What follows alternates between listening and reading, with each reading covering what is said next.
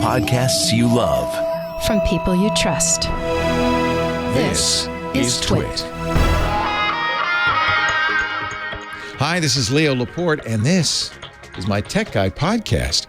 This show originally aired on the Premier Radio Networks on Sunday, November 6th, 2022. This is episode 1942. Enjoy.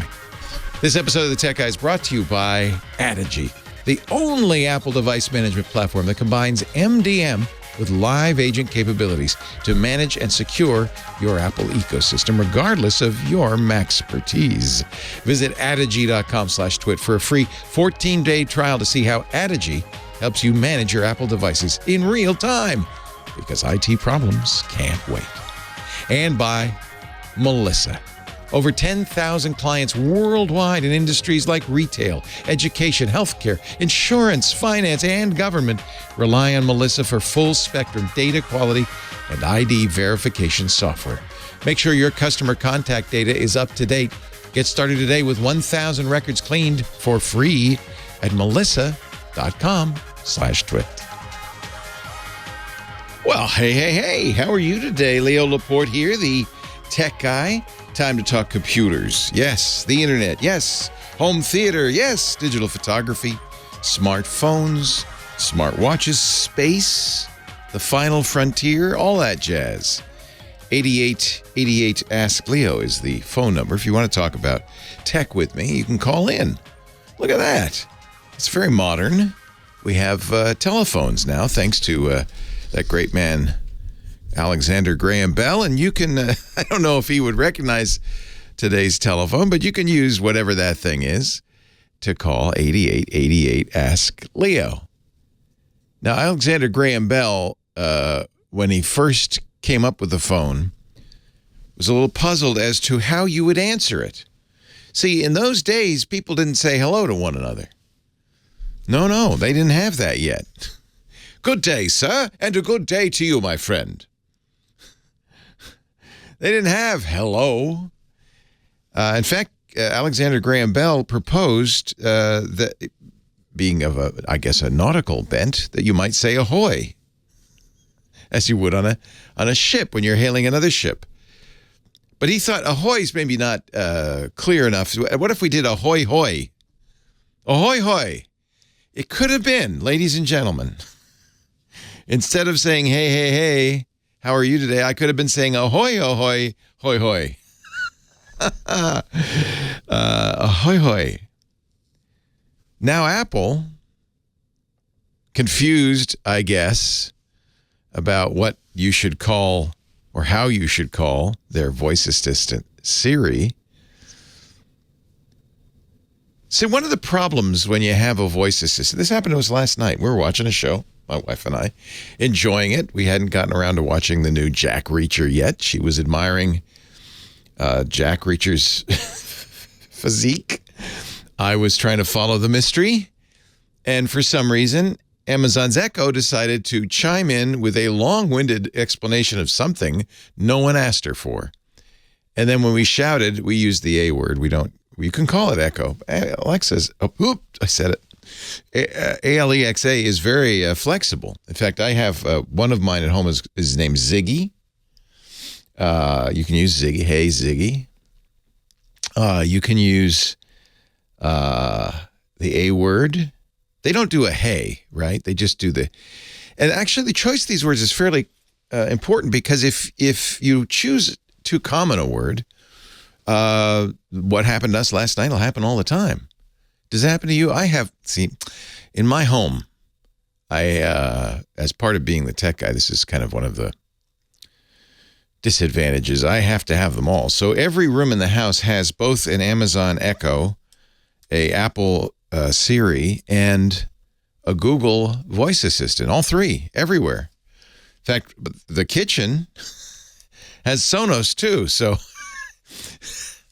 you can wake up a variety of voice assistants. Sonos wants you to say, hey, Sonos.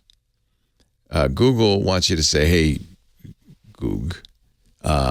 Amazon, just the name of the word. And by the way, you can have it Melissa, if you use Melissa, was it Melissa McCarthy's voice? You can have it be Samuel L. Jackson. You call, hey, Samuel. You can say Echo, computer, which is not a good choice, by the way. I tried that for a while. It kept going off here in the studio. It did again, but I have it muted. It's listening right now. You could say the A word. Siri is just Siri. There's no other name for it, which is silly because I remember we had a phone, the Moto X, this is 6 or 7 years ago, that you could tell it what you wanted the wake word. That's what these call these things, the wake word to be. In my case, on this Moto X, I made it long so it wouldn't trigger accidentally. I said, I don't want you to wake up and help me unless I say, help me, Obi-Wan Kenobi. I figured, how often is that going to happen? Actually, it turns out more often than one would think. But it was a good one, right? Many syllables, unique, doesn't sound like anything Jack Reacher might be saying. I like that. Now, that phone could do it. Why can't all these other devices 7 or 8 years later be smart? So Apple made it Hey Siri, because that's 3. I hope I am not waking anything up. It makes me mad. They do it on the football games, and it drives me crazy. They changed it. They used to say on sports, hey, you know who? And I think they realized that was annoying fans. So now they say, just ask Siri. Well, if Apple gets their way, this is according to Mark Gurman, there won't be any more hey. It'll just be Siri, which is a big mistake. Apple has been working. This is crazy. Apple has been working on this feature for the past several months. Working on it? What's the work? You just take off the hey. How hard can that be?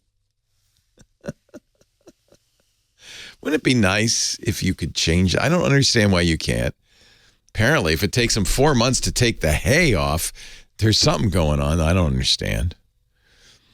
It's expected to roll out, get this, next year or in 2024. Well, I guess I won't hold my breath. I hope they don't do this. I think it's a terrible idea. Apple has to put in a significant amount of AI training and underlying engineering work to get it to work. It's better to have longer. Can I just say, Apple, knock it off? It already wakes up way too often. And now they want to make it really, frankly, easier. Oh, that's because they want to keep up with Amazon, which only makes you say the A word. But A word is 3 syllables. A-L-E-X-A. Syllables. And so I think it's good to have more syllables. And of course, with Google, it's also 3 syllables. Okay. It's a problem for me, not only this show, but all my shows. I do a bunch of podcasts during the week because we want to talk about these things. We can't say the phrase because it'll trigger stuff. I think everybody should be allowed to have their own. I really do. Well, anyway, Apple, it's apparently a difficult computing problem. Because Apple's been working on this for months, and it's not going to be ready till next year or maybe the year after. Oy. Okay, fine. Okay, you can call me. Well, hey, Leo, that would be okay. I just think it's better to have it be whatever you want. Because people would have fun with it, right? Somebody said Jeeves. Let it be called Jeeves, like Jeeves. Hey, Jeeves. That'd be good. Should be longer, though. I really like Help Me, Obi-Wan Kenobi. I know that feels like a lot of words. I just like it. Notice I haven't said one word. It's funny to watch on Twitter people who are trying to avoid getting noticed by the dark one. Instead of saying Elon, they'll say Elno. Oh, that's clever. He'll never catch on to that. We're still waiting for the other shoe to drop. My deepest sympathies to all the folks who work at Twitter who are out of work. Apparently half of them it's nice because Elno has given you 2 months to find another job. Well, that's because of a state law that the Warren Act, which requires notice you're going to lay off half the team. And, well, he can't really give him notice because he just bought the company last week. So he's going to give him 2 months. But don't come into work. In fact, he locked the doors on Friday. He said, don't come in. I don't want to see you here. So my sympathies to all the folks who work at Twitter HQ and all around the world. Unfortunately, this show used to be broadcast in San Francisco, where Twitter HQ is, but they laid off the entire staff at the station a couple weeks before. So I guess it's all fallen on deaf ears. It's the way of the world, I guess, nowadays. 8888 Ask Leo is the phone number. 888-827-5536. Let's hear from you from anywhere in the world. You can also visit our webpage if you want more information, techguylabs.com. Your call's next.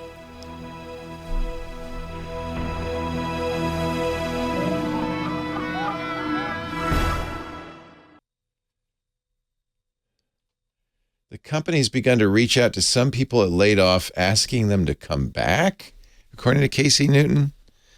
What a train wreck, huh? I mean, look, it's probable that Twitter, in fact, even Jack Dorsey, the former CEO, said, yeah, we grew too fast. There's some people who, possibly were redundant. But you can't know that in a week, can you? Can you?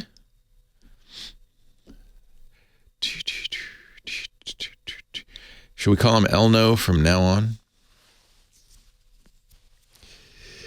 I don't know how you would know that in a week. Not by looking at how many lines of code they produced.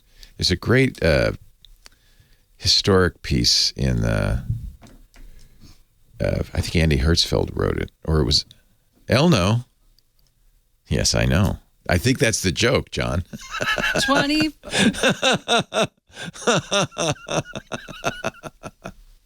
He says, hey, Leo, Elno rhymes with hell no. Really? Oh, hell no. Oh, Elno. Elno. Has it been coming for months? Do you think the audit's been going on all that long? Do you think that, like when Elon came in, as Parag's going, he says, here's a list of people we were going to fire? No, I don't think so. I don't think so.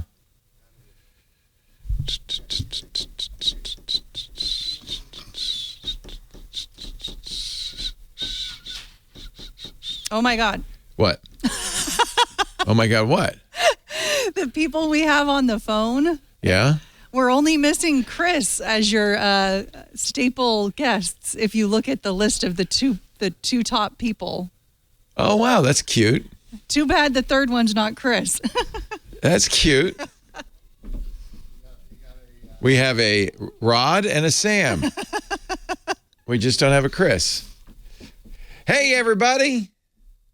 It's time to call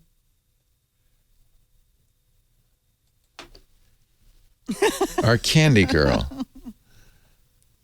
Did you see that Aaron Carter passed away? That's sad. That popped up while we were doing the show yesterday. Yeah. And he sang a candy song. Candy. Yeah. I like candy. Yeah. Bump, ba-dum, ba-bum, bump, bump. 30-something. 34. Very young. Drowned in a bathtub. Is that what happened? That's what I heard. So you know who else? You know who else? Whitney Houston drowned in a bathtub. And her daughter. And her daughter. Folks, take showers. Take showers. Well, and don't do drugs and drink and then get in the bathtub.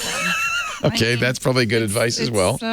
It's sad. Or a hot tub for that matter. Or a hot tub, yeah. But, yeah. So, boy, that really brought me down. I don't know how about you. You brought it up. I did bring it up. I'm sorry. You know me. I have the attention span of a squirrel. Oh, I was going to say gnat, but... A gnat, even less, yeah. If all you have to do is float something by my eyes, and I'll go, hey, what about that? I think it advantages you in some respects if you're a radio host and you have a short attention span. But then you move off topic so quickly. Yeah, well, isn't that good? Don't we want that? Maybe. Maybe. I don't know. I forgot to go to radio school. I'm sorry. So I don't know. I. Who? So Kim, I should introduce. I do know that. Ladies and gentlemen, Kim. She is our phone angel. She answers your calls when you call 8888 Ask Leo. And I like to say hi to her because she's in another room and I never really get to talk to her. So hi. Yeah, I don't get to flail in front of you like I used to. Yeah, we used to have a setup where I could flail in front of the see window. you on the other side of the glass, which is how most radio stations have it. Yeah.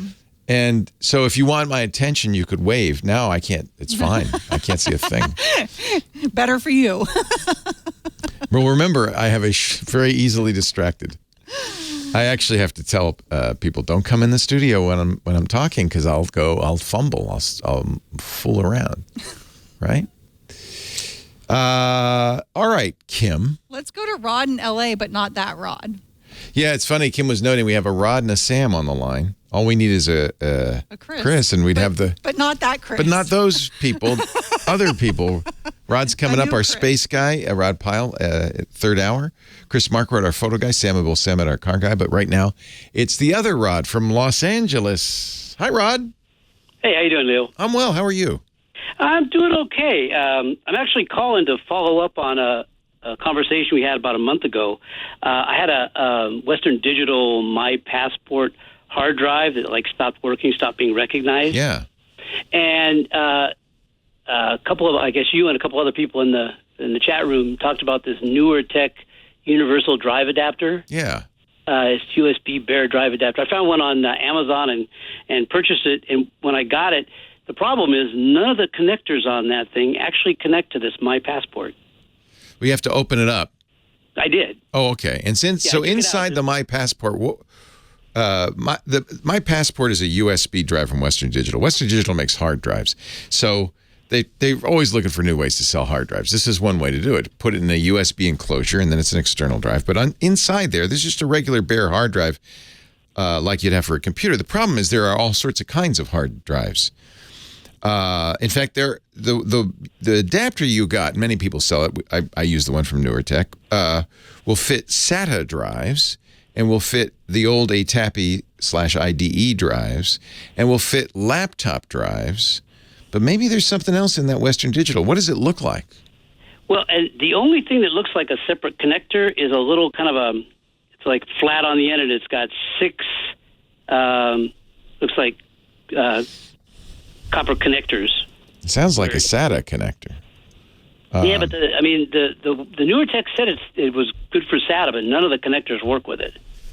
Huh. I wonder if they have some sort of weird proprietary thing in there. Yeah, it's possible. Somebody in our chat room, Twisted Mystery, says, yeah, Western Digital does this to prevent doing what you just did, which is not a great thing because you wouldn't do this unless you had a reason to get into the drive, and you're trying to access the drive because it seems to be damaged, trying to figure out what's gone wrong. Do me a favor, and this isn't going to help the radio audience, but if you said you were in chat, you could post a picture there. We'd like to see it, and then maybe we could figure it out. A SATA connector is a little square thing, and I'm wondering if that is a SATA. Sounds like it's a SATA connector, but that should work with the Newer Tech, and it doesn't fit, huh? Yeah, no, there's nothing on. There was nothing in the Newer Tech that Yeah.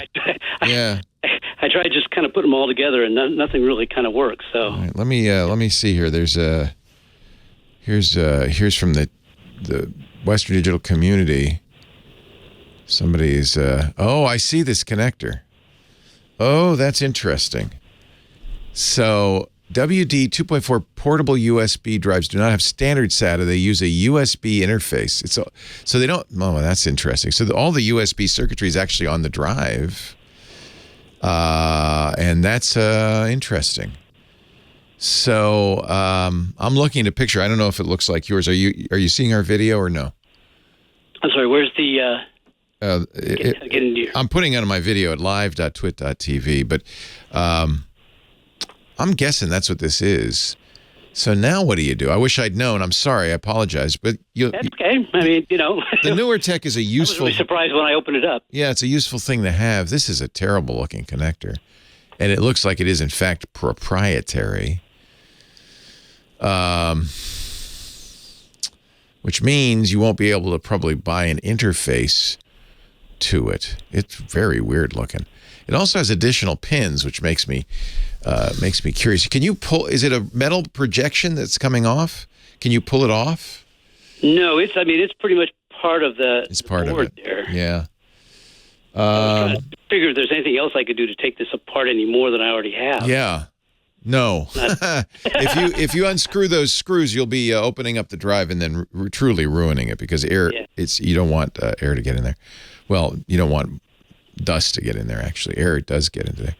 I see these. Are there other pins? I see other pins in this picture I'm looking at. Are there other pins? Yes. Okay. I see it, and it looks kind of like where the 6 pins are there. Although with the one that I have, there's plastic flush to the end of those things. Oh, interesting. Yeah. Yeah. It sounds like it is. Unfortunately, thank you, Western Digital, proprietary. All you could do at this point is go around to the forums, community.wd.com and other places and say, has anybody got an adapter for this? I'd really like to get into it.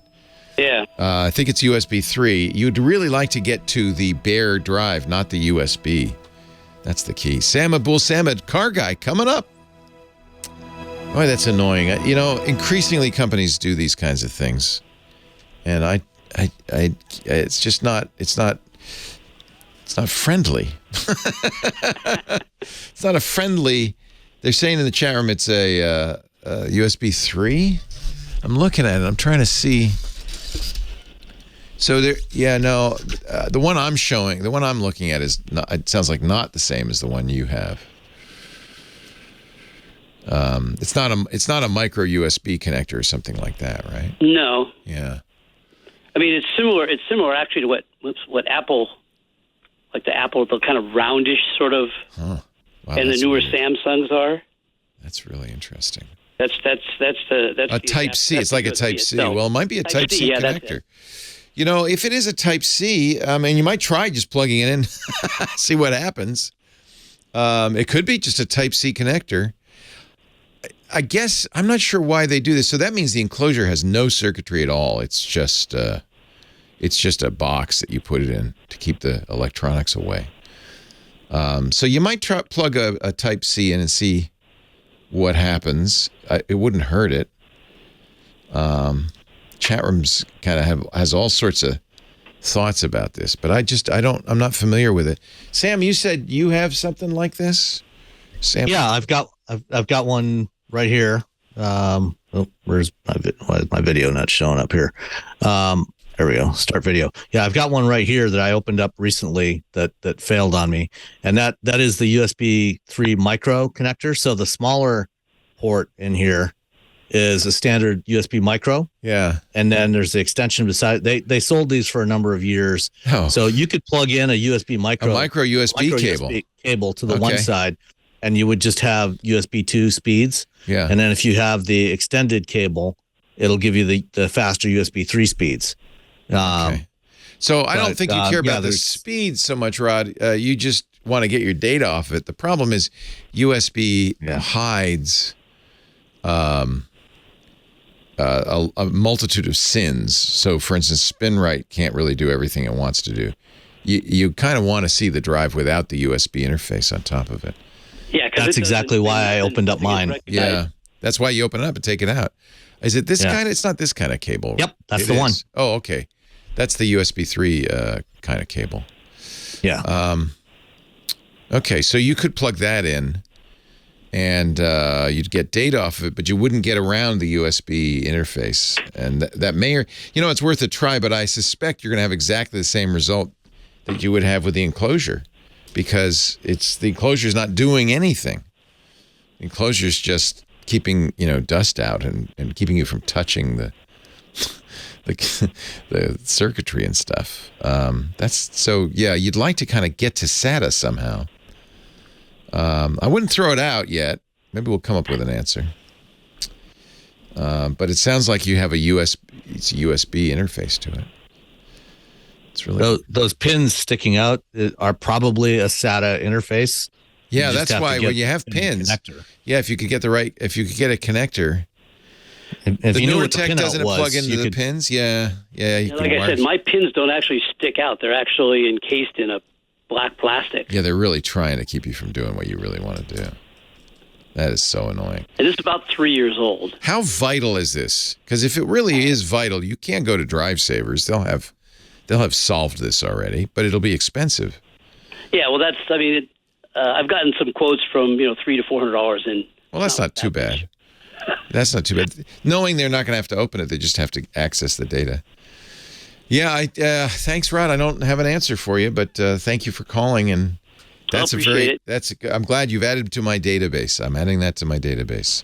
I will no longer tell people, open it up. Well, especially if it's one of these Western Digital MyPassport. Yeah. I am going to talk to you about our sponsor before we go much farther. We're really glad and thrilled, in fact, to have Adigy, brand new sponsor on the network, for people who have Apple infrastructure. Adigy helps you do more than just manage your Apple devices. Adigy is the only fully cloud-based, multi-tenant Apple MDM platform designed for scalability. Adigy. Adigy gives you the features, the functionality, the flexibility you need to customize and manage your Apple devices how you want so you can ensure your Apple infrastructure is optimized to best support your environment and help your team be as productive as possible every day. Adigy helps simplify Apple IT management by creating a solution that's so flexible, so customizable, any IT team can use it to easily maintain and secure the Apple devices in their managed networks. Adigy helps you ensure every Apple device, Macs, iPhones, iPads, whatever, is secure, supported, and ready to scale. What makes Adigy different? Oh, you're going to love these features. If you have a shop where you have some, it doesn't have to be, by the way, an Apple shop. You have some Apple devices. Who doesn't these days with BYOD? But you want to manage them. You want to make sure they're secure. You'll love zero-touch deployment, which means you can bring in new members securely, onboard them within 5 minutes without no hands. I love it.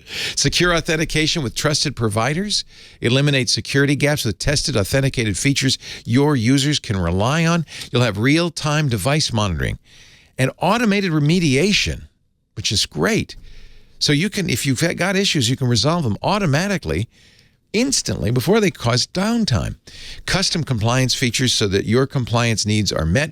You'll enjoy peace of mind knowing your Apple infrastructure is always compliant, always up to date. Complete self-service capabilities too, so you don't have to do it all. Your IT team can be freed from endless, things like reset requests, because you'll have 24/7 user access, safe user access to resources and applications.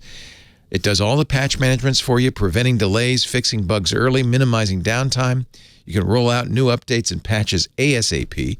If you just went through that with iOS 16, iPadOS 16, Ventura, or if you're looking at the future of doing that, you'll know automating that is huge. It's also great because Adigy is easy to customize and scale. So it'll fit your needs no matter how big your environment is.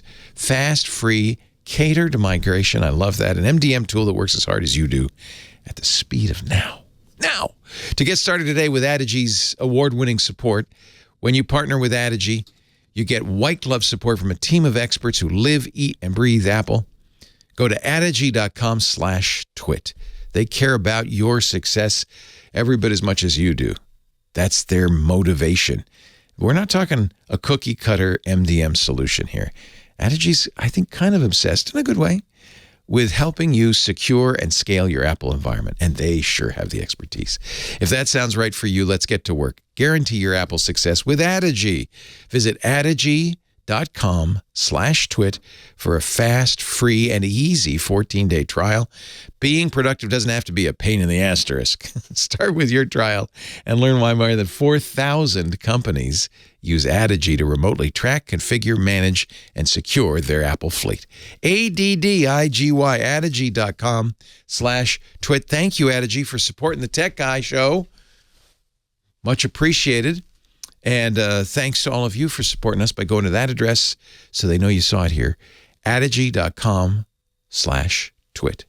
It's right there. Adage, right there. Adage.com/twit. See? Thank you, Adage. Now back to the Tech Guy Show. It's time for the Car Guy. Sam Abuelsamid is here, principal researcher, Guidehouse Insights. Also, the podcaster in charge at wheelbearings.media. Just for his bona fides, he drives a Mazda Miata and lives in Michigan. Hey, Sam. Perfect combination. Perfect combination, especially this time of year. I bet you got the Miata up Actually, on blocks. Actually, not yet, because it's like in the mid 60s today. So after we're done, I'm going to go take the Miata for a drive. The sun is shining. Fun. I've taken care of most of the leaves. I just need to. I saw blow your the picture. stuff out of the gutters. It's pretty. Yeah. Nice time of year in Michigan if it's not freezing. So what do we want to talk? It looks like you're in front of a Lucid there. Yeah. So I have a Lucid Air in the driveway right now. Oh, I'm so jealous. And I've only got it for the weekend. Excuse me. Lucid sent it over because they wanted me to check out the new UX 2.0. So when I last drove the Lucid back in September, when I was out in California, I noticed some issues with the software. You know, there was some lagginess, and at one point it locked up on me. The whole infotainment system locked up. And a couple of weeks ago, about 2-3 weeks ago, they released an all new version of their software. They basically did a almost complete rewrite on it, and they also added some new features. They call it UX 2.0 for User Experience 2.0, and they wanted to give me a chance to try it out. And so the car was delivered on Friday morning. And what I actually want to talk about first is something that is not uniquely a Lucid issue. It's actually a more general issue across the industry. One of the things you may have noticed over the last several years, the last decade really, is cars having bigger and bigger wheels and less tire. I know. I hate that. If you see the picture over my shoulder, you can see that there's not much sidewall on those tires. A thin strip of rubber is what is that? A 27-inch wheel? It's huge. No, it's a 21. Okay. So I mean, it's not the biggest wheel out there, but it's pretty big. But it's a very low profile tire, and traditionally one of the components of the suspension. By the way, system folks, in your car. if you're watching the video, he's not talking about the van over his right shoulder, the Lucid van. Yeah. He's talking about the sedan over his left shoulder. Yes. It's a very important distinction. I guess the van dropped off the car, I guess. No, actually it dropped. It came to deliver a new tire and a wheel. What? Oh, now we're going to hear the story. Yes. So one of the things about, when engineers are designing the suspension of a car, the wheel and tire is an important component of the suspension because obviously it's the interface to the road. But, the tires, as they're rubber and they're pneumatic, they have some compliance to them. So when you're doing all the calculations and figuring out, okay, what is the effective spring rates, damping rates of all this stuff, so how is the car going to feel going down the road? The tire is a crucial component of that. And, tires, pneumatic tires, that is a tire filled with air, is designed to have some give to it. Yes. So when you go over little frost heaves and bumps and that, it's supposed to bend. Yes. Right. But as you make those sidewalls shorter and shorter and make the wheels bigger and bigger, there's less and less compliance there. Do they do this for styling, or is there some practical engineering reason for this? It started off as an engineering thing. They started going to larger wheels in order to accommodate larger brakes, because your brake rotors have to fit within the wheel. Yeah. So back in the late 80s or late 70s, early 80s, they started going from 14 to 15 to 16-inch wheels, and then 17. The main purpose was to allow for bigger brakes. but then they just kept on going and making them bigger Of course and bigger. they did. Because people said, "Oh, that looks cool." Yeah, because it looks really cool when the designer is sketching this up, but it's actually not that functional because the bigger wheels are heavier. They make for worse ride quality because you've got more unsprung mass, and it also makes them very susceptible to damage from the road surface. If you have a less than perfect road surface, which we've been known to have here in Michigan, and in a lot of other places. I mean, frankly, you're part of the world there. The roads are not always ideal. You call Petaluma Pothole City. Yeah. So I always have chosen the smallest wheels I could find because I thought also tires would wear better. Yeah, with a smaller wheel. That is generally true. And is the ride better? The ride will be better because you've got more compliance from the tire itself. The tire's got more give to it. So I don't care how it looks. I want it to be functional. Yeah, I mean it's a balance. I mean, if you go to too tall a sidewall, then there's also more sideways compliance, so your handling's not going to be as good. That's my rap name. Too tall sidewall. I just thought. Go ahead. And also your braking performance and acceleration performance isn't going to be as good because you've got more too much compliance. So it's a matter of finding the right balance. But I think designers have gone a little bit too far on a lot of vehicles. Yeah. So this particular Lucid has the optional 21-inch wheels. 19s are standard. Oh, okay. So what happened was I went out to dinner with my wife on Friday night, and we were coming back, and I hit a pothole, which I've driven down that street countless times over the years, and then a few seconds later, I started hearing a hissing sound. I said, that's not good. And so I stopped, and the hissing sort of slowed down, and I went again, and the hissing picked up. And so I stopped, and I got out, and I looked, and I saw the left front tire was going down. I mean, to the degree it could, given those short sidewalls. That's another thing. A flat, you can hardly tell. Yeah. So and then the tire pressure monitor light came on. Yeah. So I got it home. Does the Lucid? Here's a question, and this irritates the heck out of me. Does it have a spare? No, it does not. My car doesn't have a spare most either. EVs don't. It's driving me crazy. Why not? Yeah. Wait. Weight, and also one of the things they've done with EVs, because the motors and everything are so small, is they've pushed the axles out to the corners, which helps to give you more interior space. But it also means that there's no room to package a spare usually in the back of the car. They give me the Mach-E comes with a kit to put goo in the tire. Yeah, an inflator kit, which will ruin if it's a big hole. It's purposeless because it won't patch a big hole. Yeah, it's fine. It's fine if you pick up a nail or something like that, and it can ruin the wheel. Mm-hmm. So I reached out to Lucid, let them know, and the fleet management company that delivered the car said, hey, if you got a spare wheel, if not, you're going to need to send a flatbed when you come to pick it up on Monday because I've got a flat. So Lucid called the mobile service unit that is based in Grand Rapids, Michigan, which is about 2.5 hours away from me. But they came out on Saturday morning and brought another wheel and tire and put it on. So that's good. But my main point in all this is, if you're buying a car or a truck, and there's an option for larger and larger wheels, don't go for the largest one. Go down a size or two, because you'll find that your car or truck or SUV has a lot better ride quality. It'll probably handle better. May not look quite as cool, but the tires will be a lot more durable when you encounter the inevitable imperfections in the pavement, and it's just better overall to do that. I did that when we bought our Honda Civic. Instead of buying the Civic Sport with 18-inch wheels, we went for the 17s on the EX trim level, just because I didn't want. I know what the roads are like around here. I didn't want to risk too much tire damage. So you didn't get to drive it that much. Actually, they replaced the tire yesterday, the tire and wheel yesterday. So I went out driving this morning for a couple of hours. We should mention, and I shot some video that I'm going to send over to Anthony. Lucid is one of these new car companies that's making EVs only, and it's a luxury vehicle, but it's a fabulous car. Is it? Oh, yeah. Oh, yeah. I love it, but it's very expensive. How much? $154,000 for the one that's in my driveway. You could get a BMW i7 for less than that. Wow, Yeah, that is but- pricey. Wow. But the i7's not as pretty. No, it's got the big eyes. And it doesn't in have as front. much range. The robot eyes. Sam Abuelsamid, principal researcher, Guide Has Insight, and our car guy. Thank you, Sam.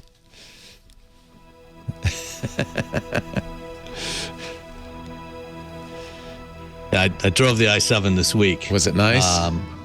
It's really nice, but it's like many modern cars, it suffers from creeping featuritis. Yeah, boy, sounds like it. But so as you know, I have till February 2024 to buy a new car because my lease runs out then. I could just I have the buyout option on my Mach-E, so I could just buy it, which is probably going to do anyway, even if I resell it because I'll make money, I'm sure. But I'm wondering, given the demand for EVs, I'm wondering what I'm going to buy next. I'm not going to spend $160,000 on a car though. No, but I want a luxury vehicle. I miss my Audi, my A8. Yeah. Well, there is a lower cost version of the Air coming. They're going to be announcing it, I think, later this week, called the Pure Edition, which should be priced around $87,000 to start. A little better, yeah. Yeah. There's also the Cadillac Lyric, which user 3427 just mentioned in the chat. The Lyric is really nice. It's a crossover. It's about similar size to the Mach-E, but definitely it's Cadillac, much more luxury. That's my problem. So the Lucid Air Pure is definitely a good one to look at. If you want a sedan, I would also definitely take a look at the BMW i4. Oh, okay. The i4 is it's a little bit smaller. It's not as big as the A8 or the Air. But they're by early 24, I think sometime next year, we will also have the BMW i5, which is the new 5 Series is coming pretty soon. And there will be an electric version of that as well. And I that figure might be by just about the 2024, right size. there's going to be almost every car will have an electric version. So, or most of them, there will be a lot of electrics, a lot more electrics. Yeah, well, they're going to have some too. They're finally starting to. They finally figured out their problem that was causing the wheels to fall off the BC4X, and so they've got that sorted out. Oh, good. Varchar is asking, am I going to buy an EV for my next car? The answer is yes, probably, almost certainly we will. The Miata is staying, with me until I drop. But we've our Honda Civic is 5 years old. We usually keep our cars for 5 to 10 years, and so probably in about 4 or 5 years we'll be ready to replace that. I mean, it's got less than 30,000 miles on it, so when we're ready to replace the Civic, we'll almost certainly get an EV at that point. I like not having a car payment, so that's why I'm not rushing out to buy one right now. Lisa says that there's not a whole lot out there. Just buy a Bolt or an EUV and save the money. They're great. We love our Bolt. And next year, next fall and next year, Chevy's bringing out the Equinox EV. I like the looks of the Equinox. That's nice. And that's going to be priced starting at about $30,000. Wow. So that's also going to be a really good option if you don't want something really huge. Yep. So there's a lot of new options, a lot of new choices coming out in EVs. Mike B will stick to his Honda Accord. Hey, if the Accord is working for you, absolutely nothing wrong with that. Forever. It's a great car. Yeah, they go forever. Yeah.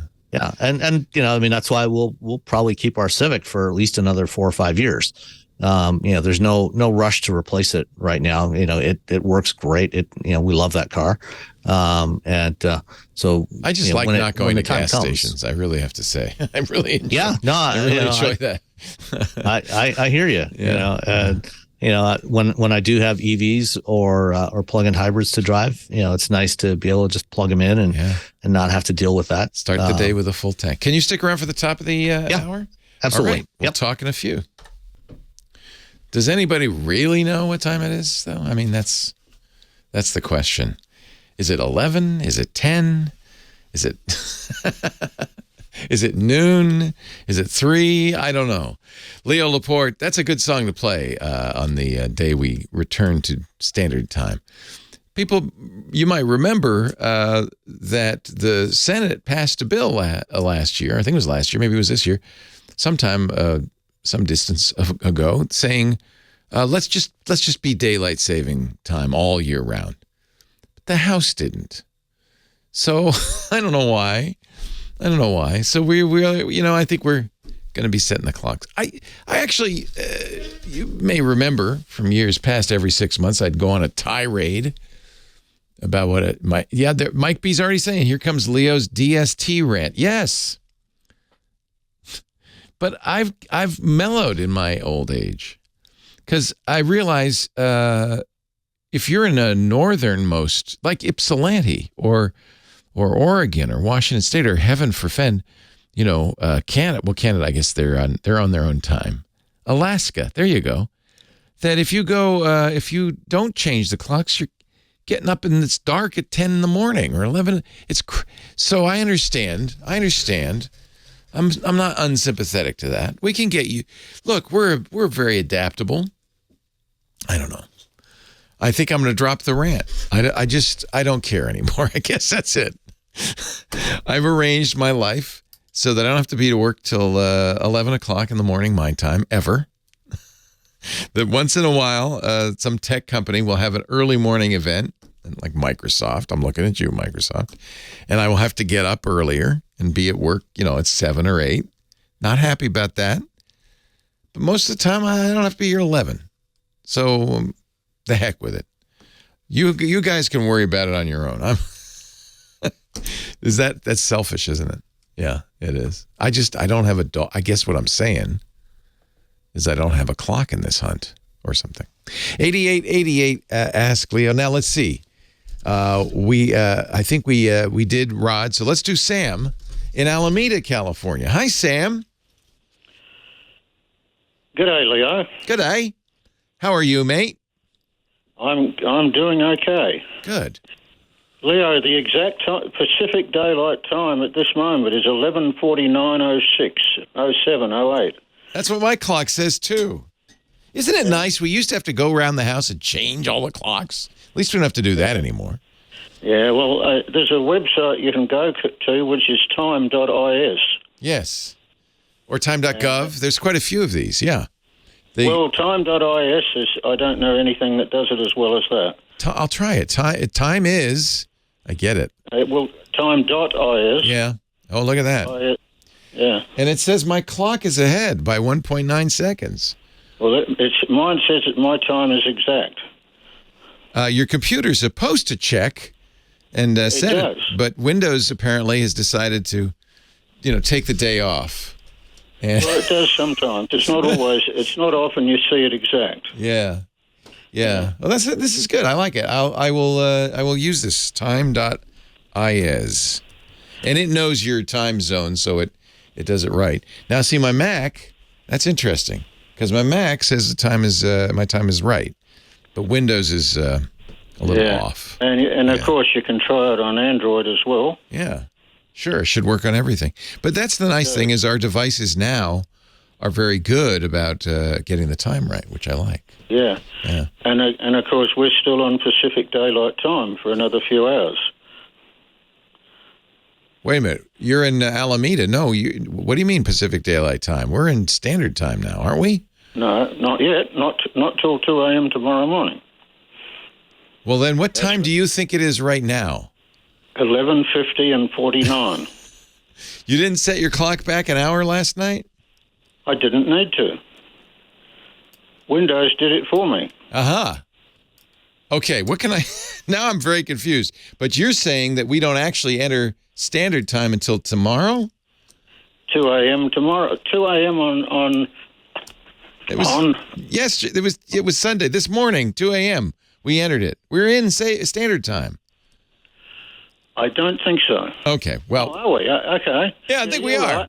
That's why we set the clocks back. My paper calendar says you're right, November the 6th. Yeah, Sunday. I think we already did it. Yeah, I don't blame you for being confused. In Australia, it's summertime practically.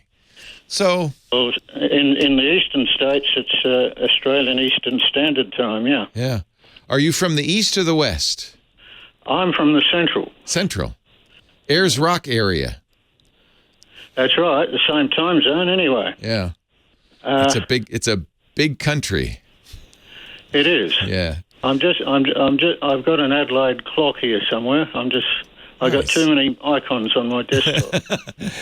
You must have family down under, so it's probably very confusing. That is true. Yeah. No, it's not normally confusing. It is now that I'm talking to you for some reason. But I've confused you, and I apologize, but I do that to people, and I'm so sorry. I was wrong, Leo. You got it right. No, it's okay. I'd already set the clock, so it was too late for me. What can I do for you today? Leo, I'm a Windows guy. Yes, sir? And I've got two Windows machines. One of them is a Lenovo laptop. Yeah. A low-end one, and the other is a Lenovo desktop. And the desktop is a great machine, and it's very fast. It has a Intel processor in it. And I did have it up here. Oh, I don't need to know the make. What's the issue? Well, there's no issue with that. Oh. What I want, I've been a long-time user of TrueCrypt. Yes. I know the story and it's behind gone. that. Yeah, sad to say. Yeah. It's kind of a mystery. We'll never know exactly why the guy who does TrueCrypt decided to stop. That's true. And I know Steve Gibson is very keen on it. Yeah, we've talked a little bit about, there's some conspiracy theory that he decided he didn't want to be in the encryption game anymore. And there's some conspiracy theory that maybe the feds had asked him to modify his code somehow or something like that. But for whatever reason, TrueCrypt ended. It was open source, and VeraCrypt, VeraCrypt, took the TrueCrypt, the last known good TrueCrypt code, and updated it. It's version 7.1a. That's right. So nowadays I recommend, if you want a TrueCrypt-like program, it'll do both files, folders, and your whole disk. And VeraCrypt.fr. I know of it. I've never tried it. Yeah. But I use TrueCrypt in the container file mode. As long as you use the version prior to their last. The TrueCrypt guy announced, don't use the last version. I thought 7.1a was okay. Yeah, well, yes, I think you're right. Don't use 7.2, I think is. Well, one of them is only good for de-encrypting. Yeah, which is good, right? It's good to offer that because people might have used it. Yeah, if you ever get stuck. But here's my real question is the following. Yeah. My previously mentioned laptop machine comes up with a message saying it's not suitable for Windows 11. Not compatible with Windows 11, and my desktop says it is. And I don't want it to automatically update. I seem to remember there used to be a program. It will not. Okay, so first of all, if Microsoft says it's not compatible, that means you have a blocker. That's good. It won't force it down your throat. You can't, without taking great steps, install Windows 11. Windows 10 is supported by Microsoft till 2025. So there's no issue about that. Yeah, but I can't see how to stop it happening automatically. It's not going to happen automatically. Well, okay. If you're sure of that, that's what I'm calling about. Yeah. So it looks to me, it's when I look at the. Well, it might harass you. Yeah. You can, using group policy, you can block it forever.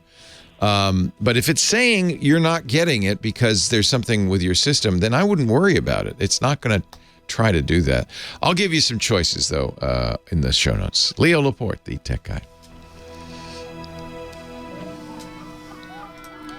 Yeah, if it says it's not suitable, not only can't you do it yourself, it won't do it automatically. You don't have to worry about that. Thank goodness. Thank goodness.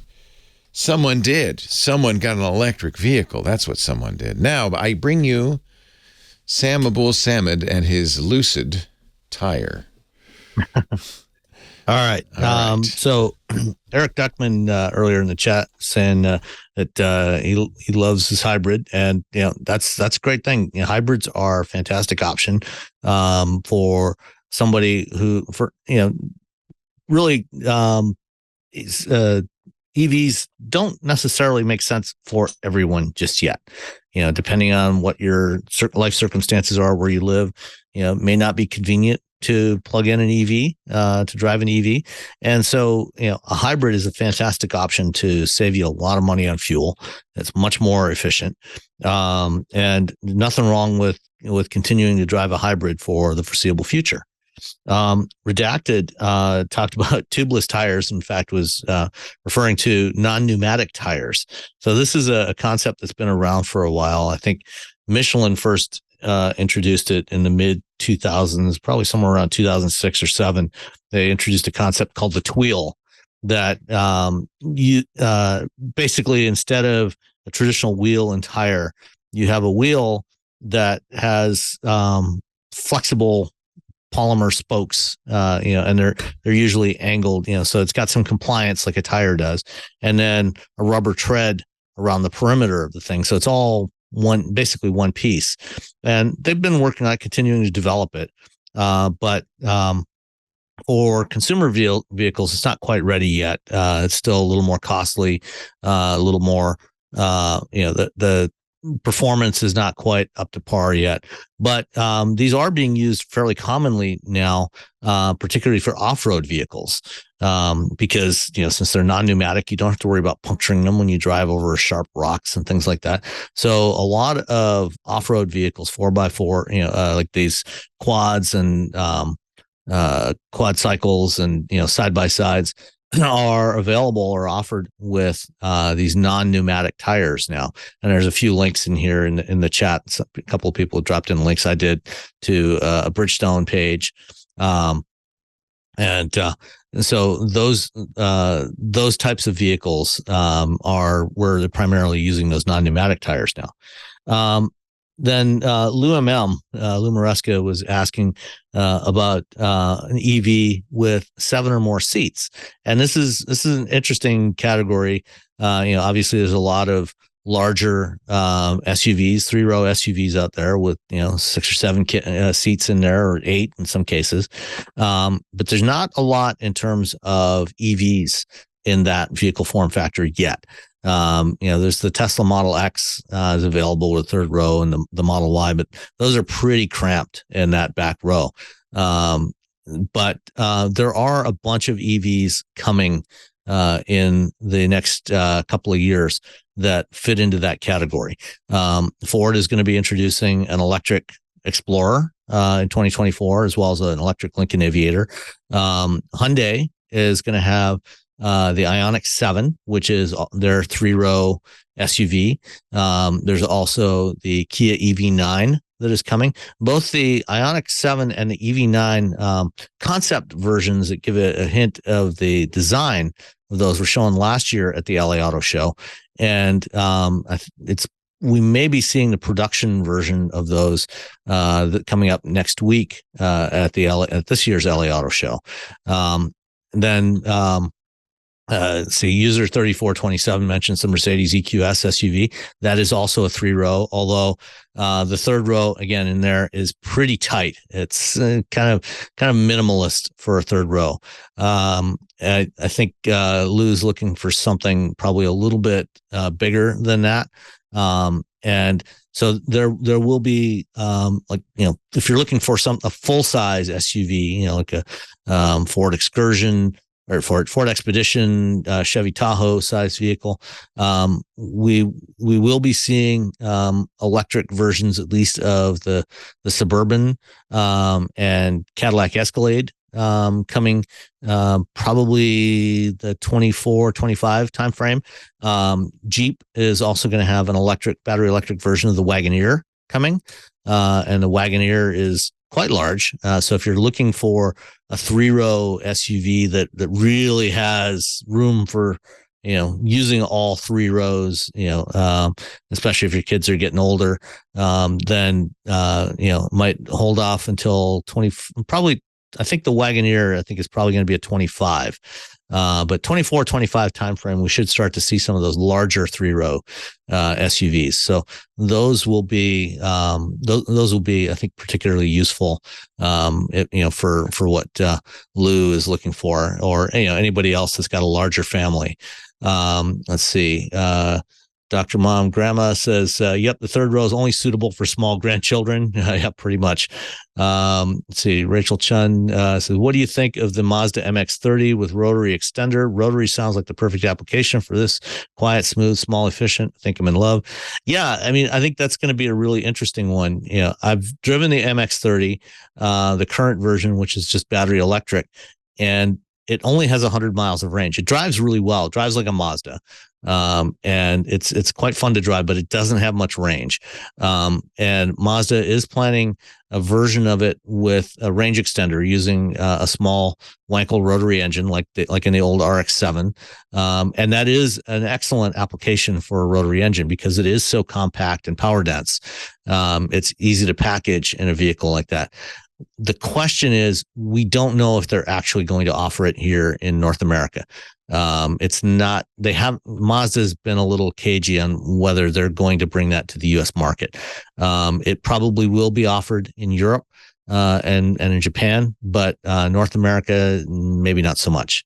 Let's see, Web 0891 says, I bought a Polestar in May. Car's beautiful, but it has to spend more time in a Polestar repair facility because of software issues than being driven by me. Oh, that's unfortunate to hear, Webb.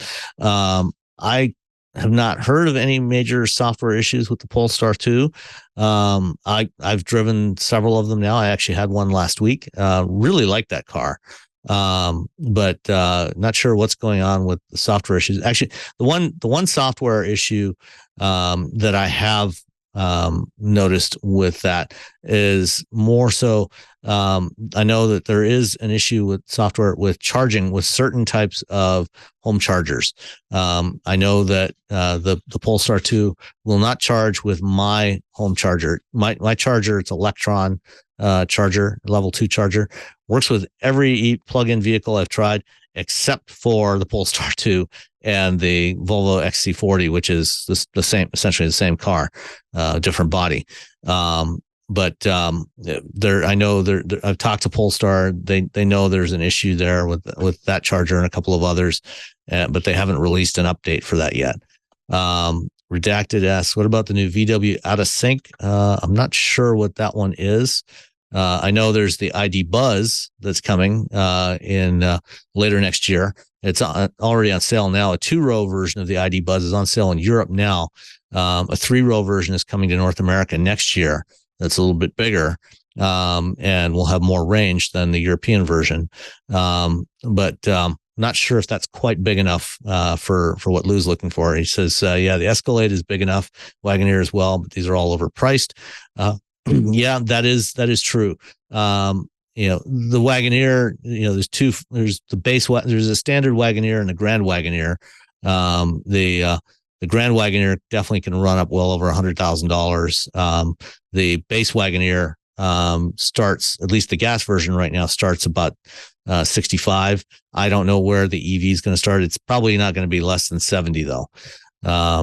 Let's see, let me check the time here. Yeah, we're at 30 seconds left here. Yeah. Okay. So I will hand it back to you, Leo, and I'll talk to you next Sunday. Thank you, my good friend.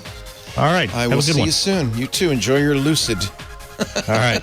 Bye. Thanks. Well, hey, how are you today? Or should I say, ahoy, hoy, hoy. Leo Laporte here, the tech guy. Time to talk about, tech, computers, the internet, home theater, virtual reality, smartphones, smart watches, smart vehicles. 8888 Ask Leo, the phone number, 888-827-5536. From anywhere in the U.S. Or Canada, outside that area, you could still call, but you have to use Skype out. 8888 Ask Leo. Website, we'll put lots of links up there. Everything I talk about on the show is techguylabs.com. That's free, no sign up. Sam was asking about a way to keep his Windows machines from upgrading to Windows 11. He has one machine that says you can't, and so you don't have to worry about that one. The good news is if you like Windows 10, Windows 10 is fine, and it will be in service. It will be getting updates through 2025. So you got 3 more years. Don't worry about it. But it is true, Microsoft will kind of pepper you with annoying announcements about how great Windows 11 is, et cetera, et cetera. If you want to keep it at Windows 10, there are some choices, and I've put those in the show notes, or I will. Sam mentioned Steve Gibson, who does our security show, Security Now, and he's made something maybe a little broader than you need, but maybe something worth looking at called InControl, grc.com/InControl. I'm not a fan only because it lets you prevent updates. Now, most of the time, you want these updates. They're critical. There's security flaws being fixed. InControl gives you the chance to say no updates at all, and I don't think that's the right way to do it. But there is in InControl, you are able to. My nervousness is that you might turn it on, forget it, and then now you're not getting security updates. And honestly, if you're using Windows, you desperately need security updates. You don't need feature updates. You don't need to go to Windows 11, but you definitely need security updates. You'll also need, even if you stay on 10, Microsoft has now this kind of annoying policy of making versions of 10 out of date. And they do it pretty, like in just a couple of years. And I find this incredibly annoying. Maybe you've gathered, not a huge Windows fan. I think Microsoft has not been a good steward of this operating system. So now you've got to not only pay attention to the major version, are you on 10 or 11, but you have to pay attention to these semi-annual updates and make sure that you have the one that's recent enough so you're not stuck. Because if you are going to keep using Windows 10, you kind of want to get these 21H1, 21H2. They used to be 2019. You could see I don't have much energy for explaining Microsoft's inexplicable system. So InControl is one solution, but I will put a link to an article on Ease US for probably a better way to do it, which is a registry modification. Yeah, I know those can be dangerous, but this one, they walk you through it. You can stop the Windows 11 update forever.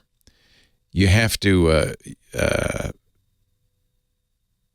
actually, it's maybe it's not so bad.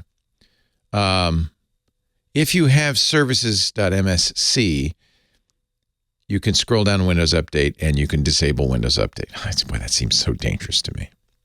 Anyway, they have a variety of ways to do it, including some that I think are less dangerous. You want updates, though. You just don't want 11. And this is Microsoft muddying the waters. They're so anxious to get you on 11. I just said, okay, fine, I'll do it. I'm on Windows 11, fine. And I don't have a problem with that, but I understand because Sam had two machines. One was staying on Windows 10. He wanted them both on the same version. So I guess, I don't know what the answer is. I guess for most of us, just use whatever's current, let go and let Microsoft, because figuring it out is so complicated. But if you insist, there are ways, and I've put them at techguylabs.com. Sigh. Heavy. Can you hear the heavy sigh? Richard on the line from West LA is next. Hi, Richard. Leo Laporte, the tech guy. Hi, Leo. Good to talk with you. Nice to hear from you. What's up? I got an email saying that might be a problem with PayPal, and I've been dealing with somebody supposedly from PayPal. I'd be very nervous about that. I'd be very nervous about that. Your best bet is to not respond to that email, but go directly to your PayPal account and see if there's any notice there with you logged in. I don't have a PayPal account. Oh, well, then there's no problem with your PayPal. Well, that's why I'm calling you. I don't understand why they're scamming you. That's why. Saying call this number. They're scamming you. It's a scam. So that's proof positive. Hi, this is PayPal. We've noticed a problem with your account. Call this number. Usually, it's not just a problem. It's something scary, like we see foreign actors accessing your account and withdrawing money. Is that you? Is that okay? Please call us. That's exactly what I got. Yeah, what a surprise. So they want you to go, oh, my God, and freak out. But you don't have a PayPal account. So what they would inevitably do if you called them is say, oh, okay, yeah. Oh, it's great to talk to you, Richard. I want you to log into your PayPal. Here, let me send you to a page and log into your PayPal account. I'm at the other end, and we're going to watch and make sure that this is all working properly. They're going to scam somebody, not you, because you don't have a PayPal account, but their intent is to scam somebody out of their PayPal login so they can drain your account. They are the foreign actors who want to drain your account. So the good news is you don't have a PayPal account. It's just like me. I get emails from, quote, and I'm putting this in air quotes so you can't see it, but, quote, my bank, but I don't bank with the Bank of Nova Scotia. My bank says, oh, no, people are withdrawing funds. You better contact us immediately. They just send that to 1 million people, figuring, well, some of them will have Bank of Nova Scotia accounts or PayPal accounts, and we'll get them. Right. So ignore it, Richard. In fact, this is such a big issue these days. Close friend of mine got a text message. This is Amazon. There's been a problem with your account. She responded, lost thousands of dollars to these scammers. It wasn't Amazon. So if this happens, if you get an email or a text and it scares you because it says somebody's withdrawing money from your account, first of all, understand bad guys scare you so you will act without thinking. So think, and then instead of clicking that link or calling that number, go to the account. Go to the account, log in. If there really is truly a problem, you'll see it on the account. Which account are you talking about? Well, you don't have a PayPal account, so you can't go there. So, Richard, you understand this is a scam, right? Well, there's nothing you can do about it. It seems to me it was a scam, and I went through a few steps, and some of my bank account was drained of money. And I've been in touch with somebody supposedly from PayPal, although I looked him up, and he is at an address. Wait a minute. You've lost money? Have you lost money now? Yes. So you fell for it. You're not talking to PayPal. You're talking to some guy in Belarus or India or Nigeria. You're talking to somebody who is scamming you. And I'm really sorry that you gave them bank account information. That's terrible. I'm so sorry. I called PayPal, their basic number. It's in Palo Alto. And the guy I was supposedly talking to supposedly works there. What don't you get about this? You were scammed. No, I was pretty sure I was, but I wanted to check it with you. Yes. And there's money missing from your bank account? Yes. Call your bank. And don't call a number that's in your email or anything. Call your bank and freeze your accounts. And maybe if you've got a very nice bank, they might make you whole, but generally they won't. If somebody walked up to you on the street and said, hey, Richard, I am the president of your bank. Let's walk over to the ATM. I want to make sure that everything's working properly. Let's withdraw some funds. So you go, okay, and you go to the ATM, you withdraw some funds. Now give those to me and I'll quickly deposit them back into your account. And he walks away. That's basically what happened to you, except I guess because it happened via email and it happened via text or whatever, and it was on the phone. These guys are not, they're good. They will it's called social engineering. They will convince you that they are who they say they are. They are not. And they scammed you. I'm so sorry. I would call your bank. I would freeze those accounts. And Richard, I'm so sorry. This is a cautionary tale for everyone. Oh boy. This is terrible. Don't do this. I don't know. It should have been a huge red flag that you don't have a PayPal account. And they're talking about your PayPal account as if you do. That's a huge red flag. I guess at that point they said, well, this is interesting because it seems to be tied to your bank account. Let me verify this. They're so clever. They're so clever. It is happening all the time now. It's interesting when I've talked to the folks at Treasury and the Secret Service and stuff, they say these aren't even new scams. These are the old scams dressed up on the internet or dressed up with new technology, but it's the same old scams. The pigeon drop, the old con game. Wonderful book, by the way, about the con game. If you ever want to kind of understand it a little bit better and how it's been moved to the internet with amazing success. The Confidence Game by Maria Konnikova. You can get it on Amazon. It's the subtitle is Why We Fall for It Every Time. Konnikova is a really interesting journalist who goes out and really, she talked to every con artist ever. I mean, if you're curious about this system, about how it works and how they play you, this is a great book to read.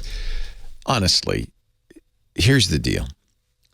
Don't trust anything that comes via email, via text, via phone. If it comes into you, you're going to say, but wait a minute, what if there is a problem with my PayPal account? Well, if they do send you an email, say, oh, interesting, then ignore it. Don't click the links in it. Go to paypal.com, log in, and verify that. And you got to have the sniff test. If something's funny if they say something about your PayPal account, you don't have one.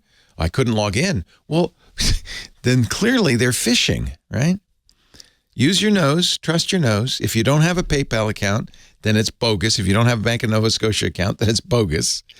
But even if you do, this is where it's really dangerous. You have an Amazon account, you get a text message from air quotes Amazon. Don't pay no attention to the text message. Go log into your Amazon account and see if there's anything there. There won't be. That's where they would notify you, right? On your Amazon account, on your PayPal account, your bank account. That's where they'd say something, not via push message, text, email. So really, you got to be, most of us, and this is, we're taught this is a good thing. We're trusting.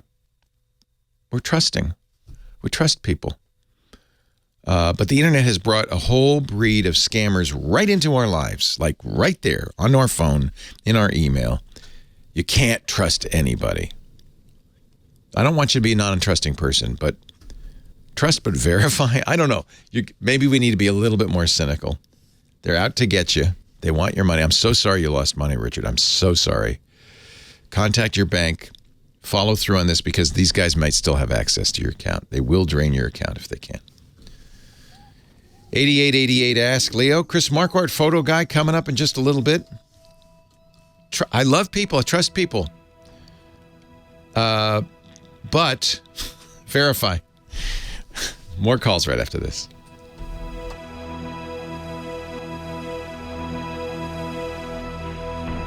One of these days, we'll just open the lines and say, okay, if you've been scammed or if you've been approached by a scammer, share the story. Because there's so many great stories from people, and I think it would help opens people's eyes to how widespread this is. We are in the year 1942. Also episode 1942. Thank you, Professor Laura, for memorializing that. If you go to techguylabs.com, episode 1942. That's today. Slowly getting to modern times, inch by inch. Trip's on the line from Tustin, California. Our next call. Hi, Trip. Hey, Leo. How are you? I'm great. How are you? Great. I'm awesome. Hey, we spoke during the summer of COVID. I'm the one who inherited those 300 CDs from my neighbor, and I converted them into digital format. Wow, nice. And did that project. You and I talked about it. And I did it. So I followed your advice. I did it in Slack. And it sounds great and everything. Yeah, and that's future-proofing it because you've basically copied the CD's quality. So there you go. Exactly. Yep. Yeah, so I did what you said. Now, what I want to do is I'm trying to figure out a way to kind of move it to the iPhone, iPad era, but it's all in Slack. And what's the best way to sort of move in that direction so that I can, put it on the phone or put it on an iPad or that type of thing? Is there an easier way to do that for conversion? Converting your Slack stuff? Converting the Slack. Oh, Slack, not okay. I thought you said Slack, and I thought, wait a minute, Slack. Oh yeah. So I'm trying to. New format. Yeah, Apple has a format that's equivalent to Slack called Apple Lossless, and the iPhone will play that. I don't know if it'll play Slack, which is an open source. So let me explain what you. It doesn't. It doesn't play Slack. So. I should explain what all this is to people going, what is FLAC? What are they talking about? So when you take a CD, it's digital recording. Most of the time when you copy it to your computer, you convert it into a format you might be familiar with called MP3.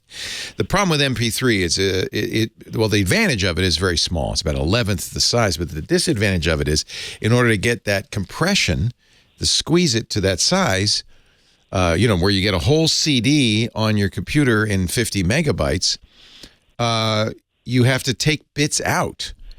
You're like plucking little bits of it. And in theory, the theory of MP3 is those little bits you're taking out are inaudible anyway.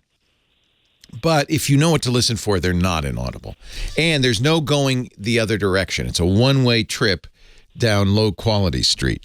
So when you called a year or so ago, you said you were going to take these CDs and preserve them digitally. I suggested you do it with what's called a lossless compression technique. It only gets about 2-to-1 instead of 11-to-1, so it's only half the size, but nothing is plucked out. It's the full quality, and it's a two-way compression because you can take a FLAC directory and turn it into that exact CD. It'll be identical in the bits. So that's really good. Apple has something similar called Apple Lossless, which it will, I believe the iPhone will play. Probably what you really want to do if you're going to put it on an iPhone is open the FLAC up in iTunes. Will iTunes read FLAC? I think it will. If it does, open it up in iTunes and convert it to AAC, which is Apple's lossy, that is taking little pieces out of it, compression. Because for your iPhone, that's probably fine. And certainly for the iPhone, 60 CDs is not a huge amount. But there are ways that you can convert FLAC to ALAC, Apple Lossless. There's lots of programs that'll do it without losing any quality. That might be the easiest thing to do. The system video. I'll give you some. Hold on a sec. I'll give you some links. Leo Laporte, the tech guy. Chris Marquardt coming on. I'm sorry. I always run out of time. No worries. It turned out to be 300 CDs, Leo. Oh, 300. That's a lot. 300 in it, and it's about 100 gigs, and it was my neighbor's collection from the days that CDs started being produced back in. Yeah, it's well worth keeping. It's an awesome collection. I love it. I just want to get it so I can, and I followed your directions explicitly because I didn't want to lose any of the bits on it. Yeah. But anyway. So let me see if you can. Get the it. easiest way to. Are you on a Mac or a PC? PC. PC. So, but you want to get to an iPhone. I don't want to recommend. Or, iPads, that kind of thing. Yeah. I don't want to actually recommend moving it using iTunes, even though there is iTunes for Windows. It's terrible. So what you want is you can easily find this, a FLAC converter. I know I couldn't find one that does them in bulk. Ah, okay. That was the issue. You can do it on a Mac using something called System FLAC, CISDEM. That does bulk conversion. Let me see for Windows. Well, I guess they could grab my son's MacBook. No. Let's not. Let's see. Here's free. He'll let me have it. Yeah. Here's an online one. That's not going to be ideal. Yeah, you want something that'll run in the background.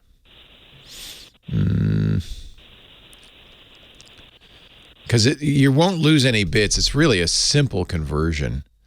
For years I've used. Let me see if this. The quality's awesome. Yeah. Let me see if. Yeah, this works. This is what I used for a long time. Foobar 2000. All right, I'll look that up. FOO. I love the name. FOOBAR 2000.org. It's free, up to date, works on Windows. It will convert from and to anything. What I would recommend if you're going to put it on something where storage, I think it's best to think of the FLAC version as your archival version and then convert it to AAC or MP3 for use on a phone or an iPad. It's all backed up on Synology and Carbonite. It's all perfect. It's all done, so I think probably you don't want to convert it to Apple Lossless. Just convert it to AAC, which will sound fine. But you have those masters. So you've got your digital masters basically on your Synology. Yep. And that's in a way why you want that, because then you can convert to a lossy format without damaging the masters. You go back I can experiment with whatever I want, and I'll always have the original. 256 kilobit AAC is going to be, on an iPhone, is going to be fine. Hey, one other question, if we have time, real quick. Sure. I've got a LaserJet in the garage. I'm using an XP machine just to be a print server, and so I can connect it to my network. And I tried to upgrade to Windows 10, put a new machine out there, and I can't see the printer. It won't connect to anything. I've looked at all the services. I've checked the network configurations to make sure that it's visible. Do you know anything? I've studied the threads. Have you heard of any issues with print server and Windows 10? Issues. What are you using? Cups? Which print server? I just share the printer. I've been just sharing the printer on Windows 10, and it can't be seen by anything else. Yeah. My XP machine. The trick is, no problem, and you see there's two ways to handle this. Go to the manufacturer of the printer and see what they've got for Windows 11. Otherwise, Cups, C-U-P-S, is your friend. Cups is an open source printing system that will almost certainly work with your printer. You got to see, Google your printer's name and Cups. Then you can put the Cups driver on that. Even XP, it would support Cups, but 11 will certainly support Cups. Perfect. Thank you so much. And thank you. My pleasure. I was the Polestar writer. My Polestar, but it's in the shop all the time. So nice to talk to you. Yeah, Polestar's definitely on my list. Definitely. I love the car. Just wish I could drive it more than them. It's a shame that's in the shop. Yeah, I'm sorry. Yeah. Have a great one. Thank you, sir. Take care. Oh, the Tech Guy podcast brought to you this week and often, almost every week, by Melissa. I love Melissa. Melissa, who's Melissa? Well, Melissa's a leading provider of global data, quality, and address management solutions. If you're in business, you've got a customer list, supplier list, you've got addresses, you've got contact information. That's gold, that data. Bad data quality can cost you up to $15 million a year. That is an actual average. And, of course, as time goes by and that data declines more and more, costs you more and more every year. That's why you've got to make sure, if your business is going to be successful, that your customer information is accurate. High-quality data actually saves you money. Melissa's so affordable that you'll actually make money by using it. Now, I love that. There's another side to accurate data, and that's just customer relations. If somebody calls you and you've got the wrong name or the wrong address, that's going to take a potentially problematic situation and make it worse. There's also another side, email deliverability. Email gets bounced a lot, right? Email providers often have additional authentication protocols they use, designed as a response to increased spam, right? And fraud within the email industry. But those protocols can get in your way. They can mean actually a higher chance of undeliverable emails because your email is misconfigured on the sender side. We talk about that actually quite a bit. Melissa has a solution for that too. These guys are great. Melissa's global email can identify which authentication systems are in place for your server during validation, so you can make changes to your settings to help your email get through. Improve deliverability. Again, saving you money. Making you money. Melissa's global email identifies potential business-impeding authentication systems like SPF, DKIM, DMARC. If you follow best practices for these and utilize email validation, you're going to maximize email deliverability, improve ROI on leads, reduce costly IP reputation damage, eliminate spammer designations. That happens a lot, by the way, by accident even, and you don't want that.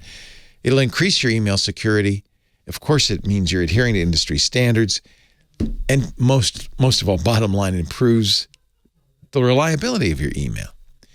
Melissa's global email verification service removes 95% of bad email addresses. That also helps, right? Because you're not sending it to a bad address. Avoid high bounce rates, blacklisting. Protect your valuable sender reputation. Melissa's solution verifies emails in real time, pinging each email to ensure it's active and able to receive your mail.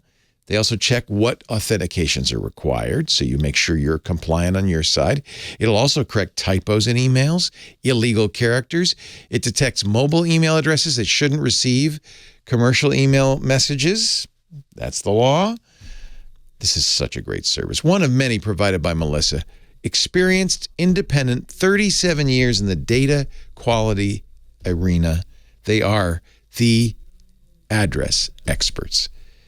I know you're going to love Melissa. I want you to check it out. Make sure your customer contact data is up to date. They do so much. We're talking about some of the other features they have. They really are fantastic. I want you to just try them. Go to melissa.com/twit. You get your first 1,000 records cleaned for free, so you can see how it works. I started with our holiday list, right? Our Christmas card lists. That was a good thing. Good thinking, right? melissa.com/twit. Don't let bad data ruin your day. melissa.com/twit. We thank Melissa for supporting the Tech Guy show. And now back we go. Leo Laporte, the Tech Guy. I'm loading my 36 frame, 35 millimeter Kodachrome into my Nikon FM 1000 camera because it's time to take some pictures with our guy, Chris. Or as my good friend, the National Geographic photographer, always said, make some images, because he would travel all around the world, and sometimes taking a picture was a little insulting to some cultures. Hello, Chris Marquardt. Taking is not enough. Making is important. Make a picture. You make pictures. Making a picture. Absolutely. He always said that. Yeah. Absolutely. Chris is my photo sensei, SENSEI.photo, and he joins us every week to help us make better pictures. Well, I'm trying to. So today we are not making pictures. Today we're looking at pictures. Okay. And that is the mysterious assignment. Oh, it's time. It's up for a month. Yeah, it is time to look at pictures. And I have gone through the all very mysterious. It was a really tough choice today. This time, lots of great photos. And I've chosen 3 and we want to talk about those. Briefly. So we send you out for 4 weeks taking pictures illustrating a word or a concept, in this case, mysterious. And then Chris has picked a few from that photo pool to highlight. So let's start this with the first one by Byte for Byte. And it's it's dark. It's a mysterious It's photo. Definitely mysterious. It's a dark and mysterious photo. There's so many things I like about this photo. What we're seeing here is a rainy street, zebra crossing, a person, but you don't see the person really. You see an umbrella which is wet, so you have these nice little specks of drops of light reflecting off of drops on the black umbrella. The whole picture is very dark, but that means that the lights on the opposite side of the street reflect really nicely in the wet pavement. So you have the red traffic light on the ground, reflected on the ground, and very sparsely lit, very mysterious. Really happy about this. So very good job. Yeah, that looks like a movie, right? It does. It has that shallow depth of field which you get from cameras with bigger lenses, or if you use portrait mode on your smartphone. It really focuses your view on where the focus is on that umbrella, which doesn't have much information because it's very dark, but it's clearly an umbrella and a person holding it. Again, some mystery. So nice done, job. Byte for Byte. Yeah.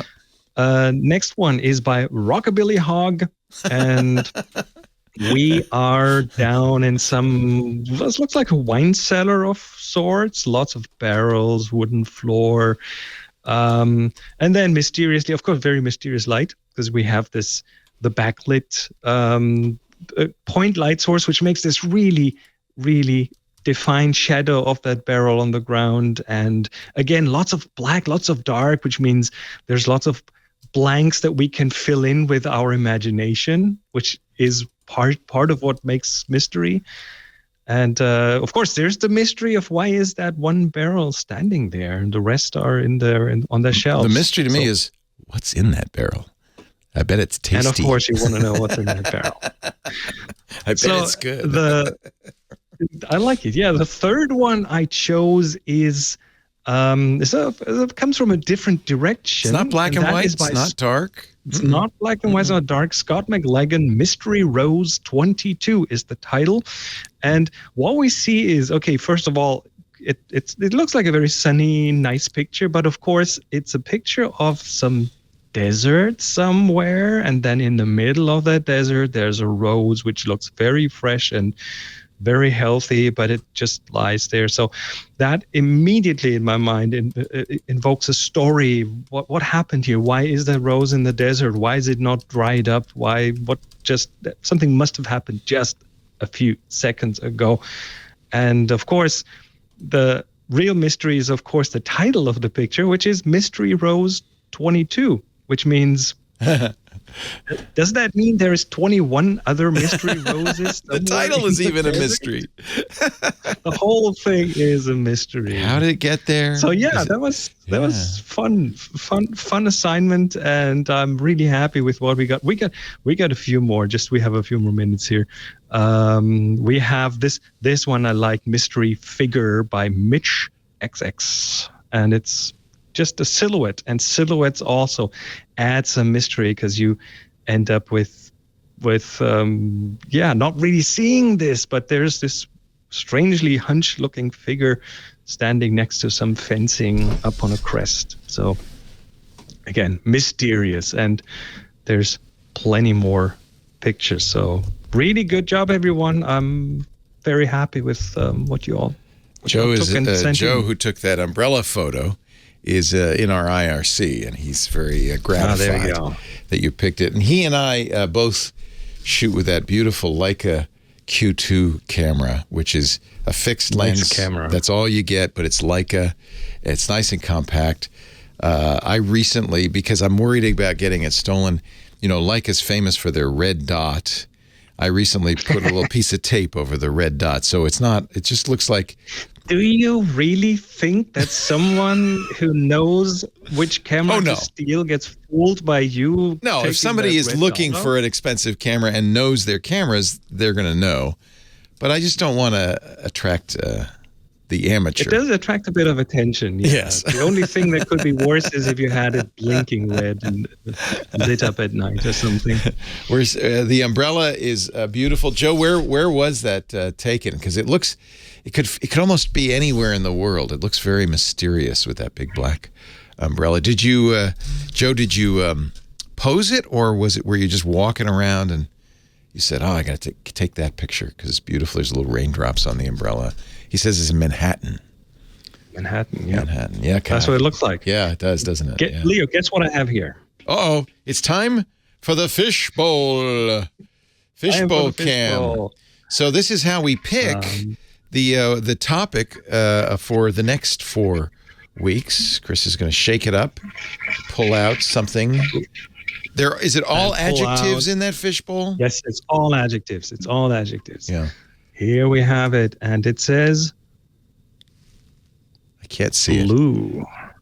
Glue? There we go. What? Blue, not glue. Blue. Blue. The color. Blue. The color, B-L-U-E. All right, but that's all we're going to give you. No hints. We just, this is really not even a contest. It's just about going out, taking more images. Doesn't have to be with that expensive, fancy Leica Q2. It could be with a smartphone. Frankly, Joe, you and I both know we probably could have taken the same picture with our Apple iPhone. We won't mention that. Although I have to say, I don't have to tape over any red dots on my iPhone. Nobody thinks I'm doing anything but just taking snapshots when I do it with a camera phone, right? There's one more mystery about that Mystery Rose 22 picture. Yeah. The EXIF data doesn't show what camera it's been taken. I hate it when they do that. Could be a smartphone. Could be anything. Yeah.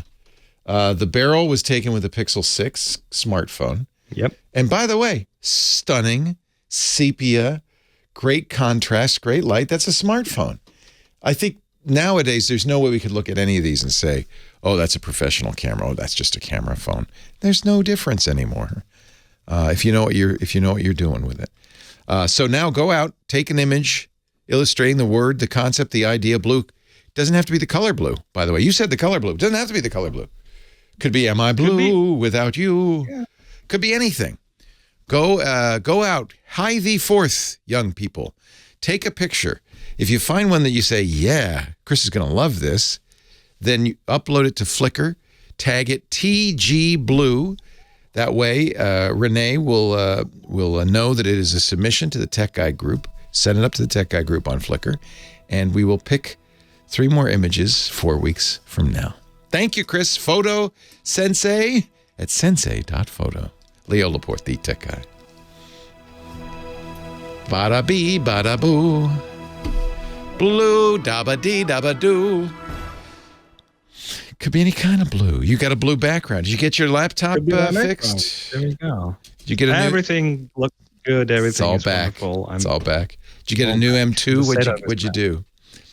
It's the Air. M2 Air, fully nice. spec'd. Yep, that's what I had. I had to. When I spilled coffee into my M1, I had to get an M2. Love it.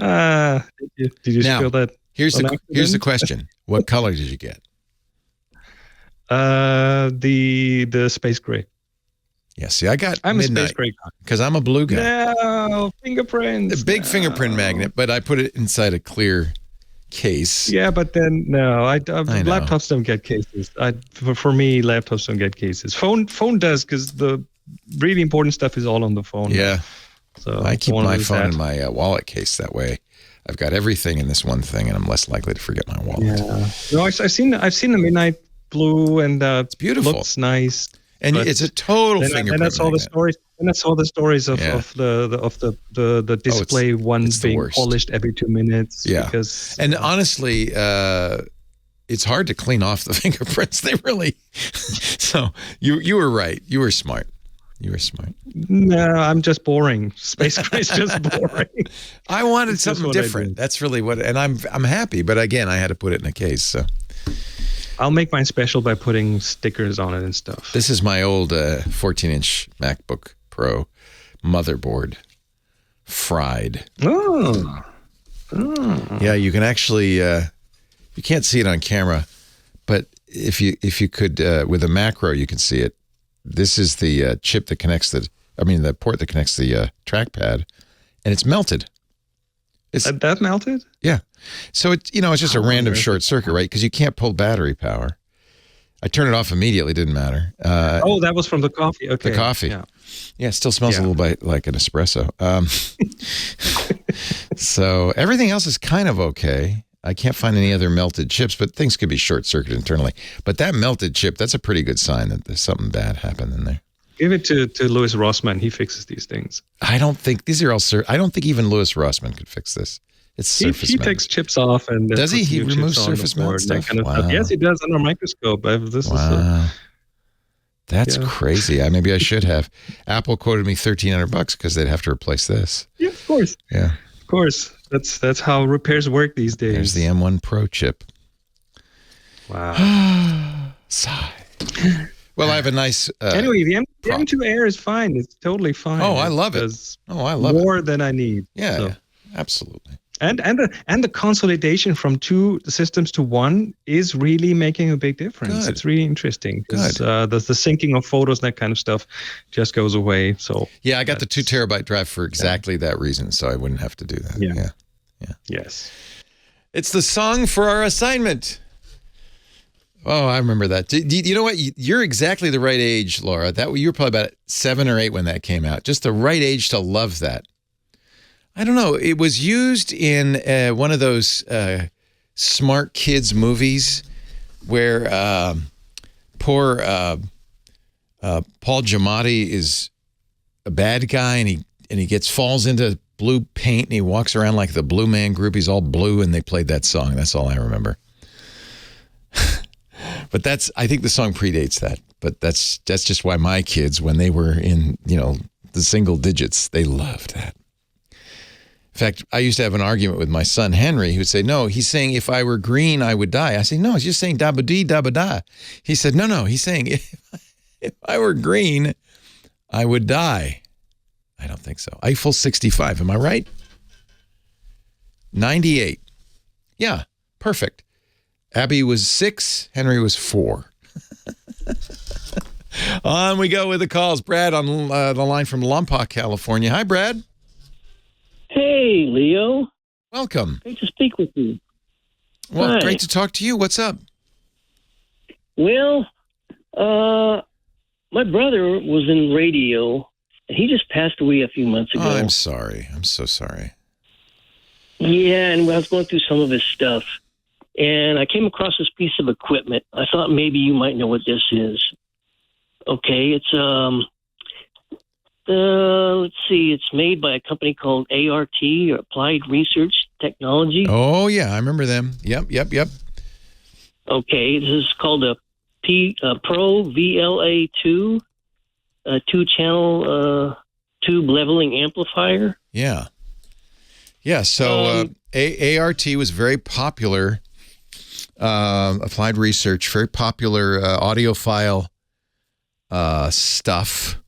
That, what you have is called a compressor, which we use in radio to make our voice sound punchy. In fact, I think they still sell it. So I don't know if you ever listened. Was he a DJ? What did he do in radio? Yeah, ever since high school, he was in radio for years. Nice, I love that. The greatest medium mankind has ever invented. I'm such a big love radio. So if you ever listen, do you ever listen to, let's see, where are you, Lompoc? Do you ever listen to KHJ, the boss, sounds of KHJ Radio, Los Angeles? They had this big... Years ago. Yeah, years ago. Boss, they called it Boss Radio. And sometimes they use Echo. That was another box from Applied Research. But their voices would just punch through. They'd be so strong, is because they used a compressor. What a compressor does is it doesn't compress like MP3 compressed music. It squeezes the dynamic range so that the loudest sounds and the quietest sounds are almost exactly the same. So if I whispered, it would still come through as loud as if I shouted. And the reason they did that in the old days of radio is because as you tune down the dial, back when there were, 70 stations and you go, they wanted to punch through and immediately grab you. And the compressor was used to do that. So if he was a DJ, maybe he did some work at home, or maybe he got this at a radio station as he left. But every radio station had something like this. Okay. And you'll see on the front of it, you have knobs, probably 2 channels, right? Left and right? Yeah, it's a two-channel tube leveling amplifier, is what it says on it. Oh, it's tubes. Wow. This is an old school. This is nice. Good. So you'll have on the front, you'll have a couple of knobs, one for gain, which is how loud it is. And if you're a boss jock on KHJ, you turn that up loud, right? As loud as you can. And then next to that, there'll be a dial that will say how much compression. I'm looking at one that has an impedance dial and a low cut dial. I don't know if that's what yours has as well. This is output level, input threshold. Yeah. So the threshold is how quiet the quietest sound can be. Anything below that gets dropped off. Wow. Yeah. Wow. This is. Is this something people would use today? We use something similar. We use something nowadays. What you've got is a classic because it's got tubes. Remember in the old days, the great amps had tubes. Nowadays, it's all solid state, which is much more robust and reliable. But some say, especially audiophiles, that don't have the same. They don't have the same warmth, the same sound. Warmth is not what you're really going for with a compressor. Right. So it might have some value to a collector because it's a tube amp. So you could put it. I would list it on eBay and start with a fairly high dollar value, $500, and see what happens. Or best offer. Maybe I'm wrong on the price. Search on eBay before you price it to see if there's anybody else selling anything like it. I did kind of glance over a couple things, and they were like in the $300 range. Yeah, that sounds about right. But you can start a little higher because you've got a tube. That's pretty classic. Do they still use them? Absolutely. We use something that is a little more sophisticated called an Omnia. It's part of our audio chain comes from a company called Telos and the Axia system. A lot of radio stations use this. It's all digital, so there's no tubes. And the Omnia does, besides compression, it does some other processing, but it's an audio processor designed to make me sound better. So it does something smaller actual. Actually, no, the Omnia is pretty. John, is the Omnia is? These are all rack mounted. Oh, correct. Yeah. So we have which do we have? An Omnia. We have a 1 and an 8. I'm on the 1, which is just our same size as what you've got. It's what's called a 1U rack. It's one level. There's one that's called the 8 that has 8 channels. We use that as well for our bigger shows, and that is a 4U. So it's 4 times taller than the one you've got. No. So it's pretty cool, and every station uses these. As long as I've been in radio, we've had probably that one dates, I would guess, from the 60s or 70s. Holy cow. Where did he work? In the San Luis Obispo. He started out, and then he worked down in L.A. Yeah. Yeah, I'm guessing that he got that radio station was probably taking it out of commission. Or maybe he wanted. Did he ever broadcast from home? Because if I were going to do home broadcasting, that might be the kind of thing I'd have. Yeah, kind of what I was thinking. But it looks like it's always been in the box. I'm not even sure if it's even been used. Maybe not. But I could tell you, Robert W. Morgan on KHJ definitely had that box. I've actually found tapes where he's got recordings of all these DJs from L.A. and around. Yeah, sure. Tape. He had Charlie Tuna, the real Don Steele. Yeah. Exactly. Yeah, great stuff. That's the stuff I cut my teeth on. I never was a boss jock, always wanted to be a boss jock. Because that was the mid-'60s, and it was when rock and roll AM radio was at its peak. It's most powerful. It's most dominant. You might, if you go back, you can find on the internet, you can find what they call air checks from these guys, and you might hear them, and they'll have a little echo as well behind them, but their voice will sound big. And that's what that box does. It gives them a big sound. Wolfman Jack, they all used them. We all used them. There's also something called expansion, which brings out the background noise. Nowadays, we're a little more sophisticated in how we use our compression. In the old days, if you had meters, you'd know somebody was compressed because the needle on the meter would just go, would hardly move. It'd go, even if he whispered, it'd be a big sound. Anyway, I'm sorry about your brother, but that's a great piece of history. Brad, nice to talk to you. All right, thank you, Leo. Leo Laporte, the tech guy. The boss tech guy.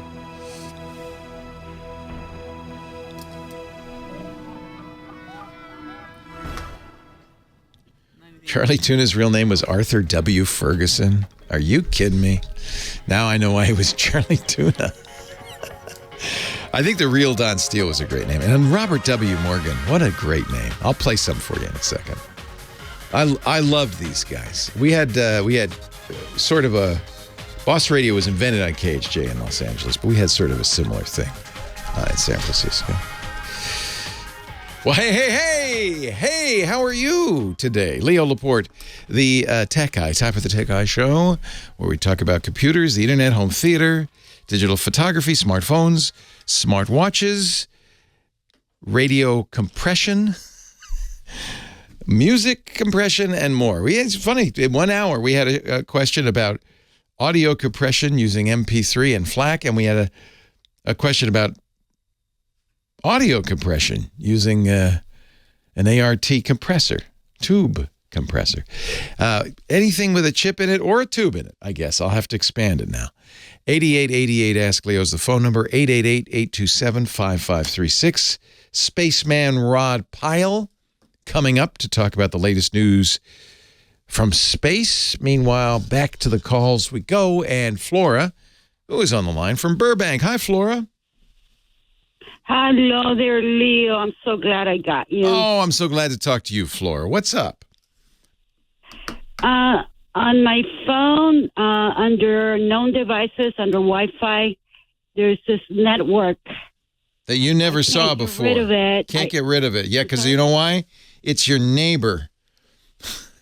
But I can't have it forget it. It'll still pop up, but it won't be a known device, a known network anymore. Is this on an iPhone? I tried Forget Network. Yeah. And then it went away, and then it came back, and then I factory reset the phone. Well, it's always going to show up. Doors down, and unfortunately, I've gotten hacked. Okay, okay. This is a separate. It's a separate issue. It's not related to being hacked. When you go into Wi-Fi on any device, phone, laptop, tablet, you will see nearby Wi-Fi devices because the phone doesn't really know. It doesn't really know which one's yours, right? Now, I have my networks on my iPhone, and if I do press the I button, I can forget it, which means it will no longer show up in my networks, but it'll always show up in other networks. Networks that are within range of you that you can see will always show up. There's nothing to do about that, and it's harmless. I understand, Leo. It's there's the available networks. That's different. This is it says known. Known. What kind of phone are you on? I'm unfortunately on a flip phone, and the reason I'm on a flip phone is because I keep getting hacked. So. Oh, okay. But what phone was it you were seeing this network on? It's Alcatel flip phone. You're seeing it on your flip phone. Yeah, it's a known network. It's not like available. And here's the thing: I always keep Wi-Fi off, and I have auto connect off, and I have like look for nearby devices or public networks off. Everything's off. Yeah. Why do you think you've been hacked? Well, it started with I was listening to the Richard guy that got scammed, and the way it started with me, it was fake Amazon email. Then these people are using my information to commit crimes because they took over my email. Yeah. And they sent 65 emails. Yeah, that's one of the reasons they like to take over emails, because they can use a clean email, yours, to perpetrate their schemes. Yeah, they were offering fake jobs, so I guess so they could get all the info from these poor people. Yeah. They use accessibility. Have they been stealing from you though? Have you in the background? Yeah. So you think they're using your name is in the dark web for sale? Okay, that's meaningless. That's meaningless. Don't worry about that. You don't use that email anymore, I take it. 20 million examples. You don't use that email. What I did is I factory reset the phone, and it came back the known network. And I don't have Wi-Fi. They had installed an infrared adapter in my computer, the one they hacked. How did they do that? I have no clue. It appeared, and I couldn't get rid of it. Did they actually have the registry? Did they have physical access to your computer? No. They did all this remotely. There was 50 gigabytes of information in my computer that didn't belong to me. About 1,600 files that, if you try to erase them, they rename themselves and duplicate it. So, but the people are like 2 doors down. It's your neighbors. It's my neighbors. It's not somebody in a foreign country. It's, they're in front of my house. I've heard you talk. Well, unless you work for a 3-letter agency or, somebody's parked in the curb. Well, they were parked at the curb with their computer, and this is a residential area. Yeah. So it's like the reason I have stop a flip phone is because they kept hacking my Androids. Yeah. They used, the nearby for Google Play.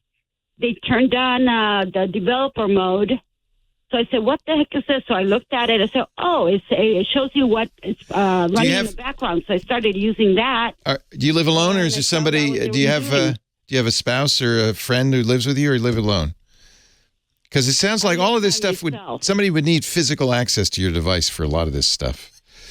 You don't think the neighbors are sneaking in the house at night, do you? They have a scanner. Yeah, but that's not. They can't magically get into your device. They. No, I know it's really weird. I even put the phone in a Faraday bag, and it worked for a while. Yeah. Yeah. And then it stopped working, so I keep doing stuff. But this is the newest thing, the known network, and I factory reset the phone, and it came back. So I remember that if you put the MAC address in your Wi-Fi network, it connects automatically. Yeah. So that's probably what they're doing. Yeah. Does that phone have Wi-Fi? No, it doesn't. Yeah, that's interesting. But you can get in using Wi-Fi. Yeah. And like I said, I have it turned off. Yeah. And like I said, I factory reset it, and there it is. The other thing is, like, there's a setting that says auto download on MMS, yeah. The text. Yeah, in your text that downloads pictures and stuff. Turned off, and it keeps turning on by itself. So I guess, they use access, they're running people, like on my Androids, it had that accessibility applications where you can, for people that don't see and stuff. And I kept changing things and whatever, and they kept getting in. Because it's not just one, it's several neighbors, and they were doing something weird with the phone. So I looked at the developer mode under apps running in the background, and accessibility was running all the time and accumulating a lot of data. So I turned everything off on accessibility because, that bypasses, a lot of stuff. So then they stopped. And in other words, they do something, I figure it out, I do something else, and then, they do something else. So like Gboard, I guess they had put a keylogger, and Gboard was accumulating massive amounts of data, and it was translating because I put my phone in Spanish, and I put it in French, then I put it in Italian, then I put it in Portuguese, and just to try to throw them off, and they were using the Google Translate. They speak all those languages. No, they don't, but Google Translate does. So they don't need to. Do you speak those languages? I speak English, Spanish, and then I can get by with. So you were able to put those put Portuguese on there, but you could kind of understood it. But I can't speak it. Yeah. Boy, I don't know what to do. The people. I need a good, I don't know if in your. Did the people come over to the house ever? Stay away from them because they sound like they might be crazy. Boy, I wish I could help you. Leo Laporte, the tech guy. Well, more after this. I just did you the favor. If it's not one thing, it's another. I just did you the favor. I was like, let me just play this out. I don't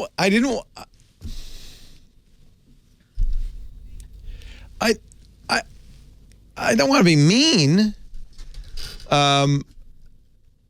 Well, but obviously there's a mental health issue here, but I honestly don't know what to say. I don't want to exacerbate it. I don't want to be mean.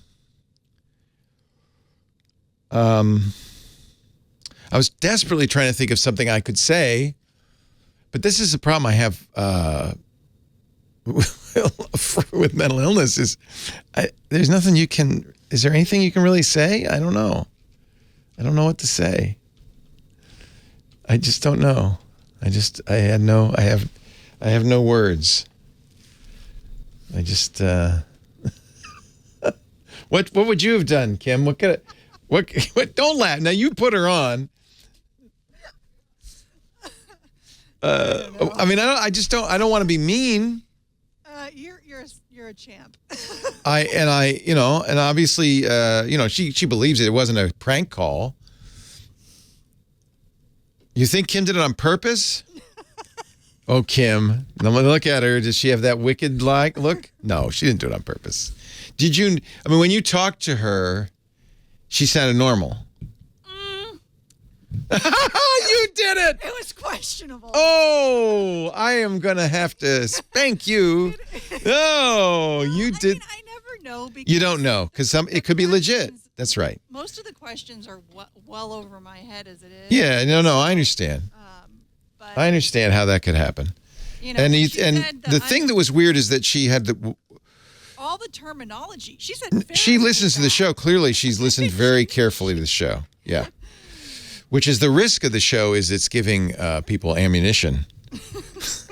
But the proximate thing that she called about was, I'm seeing this Wi-Fi signal as a known signal. Yeah. And that's a legitimate call. But then I think then I asked her, does your phone have Wi-Fi? She says, no. So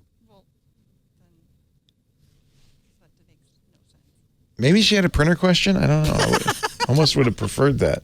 Almost would have liked that better. I don't look at. I don't want to make fun of it. She clearly is worried about something. We're going to Mars on a Rainbow Bridge, ladies and gentlemen. You heard it here first. 8888 Ask Leo. That's the phone number. We talk about tech in just a bit. We'll talk about space. Rod Pyle, the editor-in-chief of the Ad Astra magazine from the National Space Society and host of our This Week in Space podcast, will be stopping by. Meanwhile, on with the calls from Lake Elsinore, California. Eric is on the line. Hi, Eric. Hey, Leo. Welcome. Okay, so I've been wanting to get into crypto, and I saw this story come up a while back with Elon Musk giving away crypto. Yeah, that was a scam. Your crypto. That was a scam. It was a scam. That was a scam. Because it's funny because when you search for it on Google, you can't find any references to saying that it's a scam. It was a scammer got on to Twitter. Turned out, we found out later, Twitter had terrible security. This was a couple of years ago. And the scammer was able to get access to an administrative account that allowed him to tweet on anybody's behalf. Now, that's a massive security flaw. It wasn't just Elon. He tweeted as Tim Cook. He tweeted as Barack Obama. He tweeted as a variety of people saying, which is really silly, I want to give back.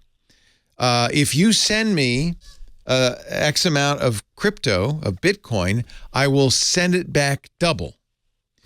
Now, most people hearing that or reading that might say, well, that sounds pretty shady. I'm not going to send you my Bitcoin and have you double it. Why don't you just send it to me the first place? We can save the doubling part.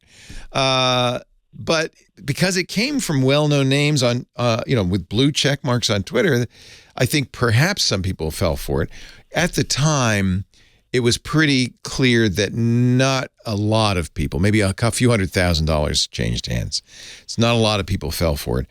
Twitter immediately, within the site looks perfect. It looks totally legit. Because it's easy. Anybody can do that. It's simple. It's trivial. It's easy to make a site look completely legitimate. That is not a skill. It's a widespread skill. It's not, and every bad guy has it. So you can't judge a site by how nicely it's designed. Twitter discovered it, and then they went out and they actually hired a whole security team, including a guy named Mudge, who's a well-known security guy. Had worked for the feds and hacking groups, and was very, very accomplished. Peter Zatko.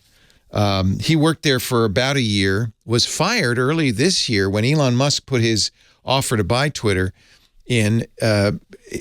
Zatko was fired, and then he's the guy who then later became a whistleblower. You may have read about that. So this was Twitter admitting, yeah, we've got security problems. Zatko later as a whistleblower said, oh, you don't even know the half of it. I talked to one of the early engineers at Twitter last week, a guy with the name Rabble. He's a respectable, upright guy, but he said, yeah, our security was really bad in the old days. You would think that Twitter would know about this and have a link right on their fraud page where you could clearly get the answer, but there's just no references either Maybe way. they don't. Maybe they're embarrassed. But let's put your thinking cap on, Eric. Is somebody going to give you free money? The only thing I thought that they might be doing it is because we wanted to track identities. Yeah, it'd have to be a lot of identities. If you go to Wikipedia and search for 2020 Twitter account hijacking, they have a whole page talking about the hack. 130 high-profile accounts were hacked. Okay, so this is a brand new one. This one just started. Yeah, I wouldn't be surprised, actually, right? If it worked before, do it again. Probably not the same guy, but somebody inspired by the same guy. So what's the page that you're looking at now? It's Twitter-go.com. Twitter-go.com. By the way, because Elon has now bought Twitter, and I might add fired about half the staff, expect a lot of these. Okay? This is just the beginning. I don't think Elon really wants to give you $100 million in cryptocurrency. I really don't. In fact, I think Elon is a little desperate right now because he just spent $44 billion on a site that's got no revenue to speak of. So this, yeah, sure, it looks real. I can make this page. In 5 minutes, I could make this page. This is nothing. So don't, yeah, boy, this show has been about scams today. And I guess the lesson is, I don't know what the lesson is. Watch your wallet. I come up with a lot of cliches. What has happened, and I mentioned this before, but I'll say it again. There have always been confidence games.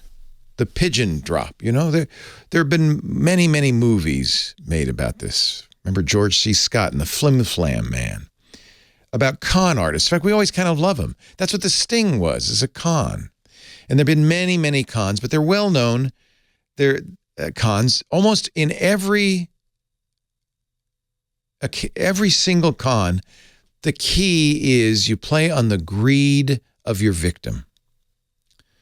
Watch The Grifters, another great movie. Play on the greed of your victim. And the difference is these days, these cons are not downtown on Main Street where you see a wallet on the ground. Another guy sees it at the same time. You both run over to it. It's got some money in it. The guy says, well, what are we going to do? We both saw it. And it comes up with a plan which involves you going to your bank, taking money out of the bank to give to this guy because of your greed. Remember, play upon your greed. So all of this has gone from Main Street downtown. That's called a pigeon drop, by the way. And is now online, which means it has, they have websites. They look very real. They got a picture of Elon. I mean, it's got to be real. Sure, it's got to be. By the way, there are some clues on this site. So a couple of things. First of all, don't be greedy. There's no such thing as free money. There are con artists out there who are trying to con you. So be suspicious. There are clues to look for. For instance, biggest giveaway, crypto of 100 million. That's not exactly a sentence. And then here it says instruction for participate. That's not English. What does that tell you? The person who did this is not a native speaker. That's very common. Instruction for participate is a dead giveaway, right? You see an ungrammatical phrase, biggest giveaway, crypto of $100 million. That's not English. In honor of the purchase of Twitter, we are giving away cryptocurrency.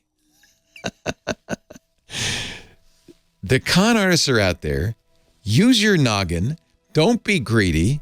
Suspect everything. Leo Laporte, the tech guy. There's going to be a lot more of these. This is just the beginning. By the way, you've been signed out, John. I just want to let you know.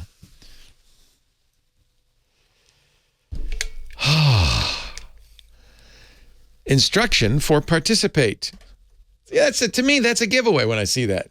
It's a very professional page. It says instruction for participate.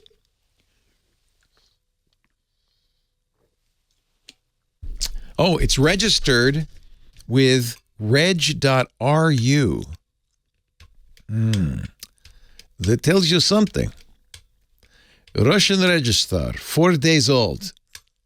But this, you know what? People will probably fall for this. But it's greed. Because somebody's going to try, I want money. I would submit that buying a Powerball ticket, we've kind of put ourselves in this boat, right? Because now, with government sanction, you can take your hard-earned money and give it to, who runs Powerball? Some casino, probably. Some casino operation, because, wow, they're giving away more than $1 billion. Rod, what is the chance? The chances of Powerball, by the way, are they increased the odds recently to 1 in 292 million. 1 in 292 million. Well, but somebody's going to win. Yeah, but not you. That's almost as many people as in the United States. You have twice the chance of getting hit by lightning. Twice. You're twice as likely to get hit by lightning as to win the Powerball. And I think when we sanction stuff like that, we're in a way kind of teaching people some sort of weird innumeracy. Yeah, it's in theory run by those state governments, but it's not. Most of the money, there's the casino interests siphon off a lot of that money. Yeah, I voted no on both of those, Big Don. I think that some of this comes from the fact that we are kind of sanctioning this kind of something for nothing greed. What do you think, Rod? Oh, you're muted. That's the problem. Here we go. There you go. I think I'm about as likely to be hit by an asteroid as to win anything, which will be our first story today. Good. Yeah. What about that asteroid hiding behind the sun? How dare it? Yeah, the nerve of those things, huh? We need to start looking a little more carefully. Your chance of getting hit by lightning is 1 in a million. Your chance of winning the Powerball is 1 in 292.2 million. Oh, is it million? I thought it was in the billions. Well, no, I'm sorry. In the billions is the chance of my Dogecoin ever being worth more than 3 cents a share. Powerball is now up to $1.6 billion. So, Lisa, I have to say, Lisa and her sister bought a ticket, and I did not mock. I did not laugh. I have. But you better not. I've literally never bought a lottery ticket. Yeah, but I've seen her biceps. I wouldn't laugh. Well, it's, why you do it? Because you have that for that next day or two that you can fantasize, what if I won? Yeah, it's that little moment of wan hope that will soon be extinguished from all of us. By the way, I did a little test. I said the Powerball was worth $1.6 billion just to see, and everybody in the chat room said, no, it's $1.9 billion. That's insane. I'm glad you're paying attention. I'll split it with you, my friend. It's $1.9 billion, Leo. Get it right, dude. It's telling that everybody knows exactly what the Powerball is worth. We've created this monster of ignorance, and we are going to pay. It's idiocracy. It's happening.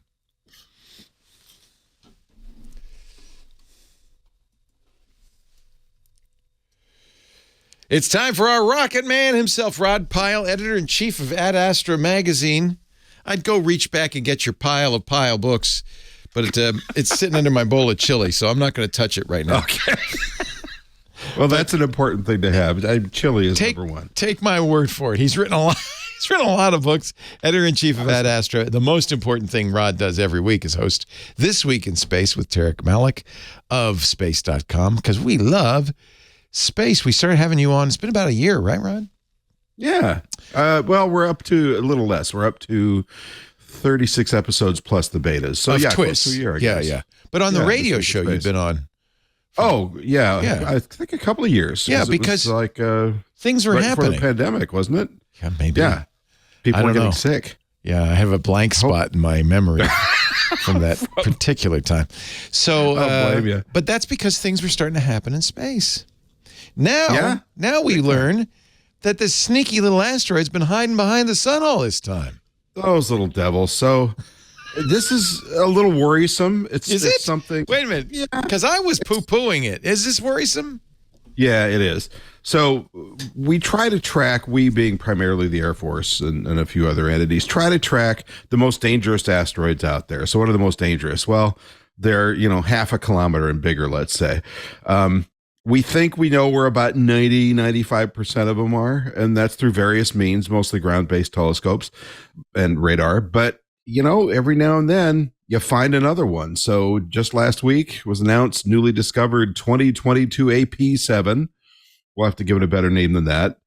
A little less than a mile in diameter, maybe a little more. They don't have an exact measure yet. But, this is a mass extinction event of this thing smacked into the Earth. Oh, I don't like those words, mass extinction event. And we think that there may be as many as 50 of these left that have not been spotted. And a lot of them are probably within the Earth's orbit. And therefore, they dance around the other side of the sun or near it. And they're really hard to spot. Now, that's with earthbound telescopes. It's easier with orbital telescopes because you don't have as much issue with the atmosphere. None.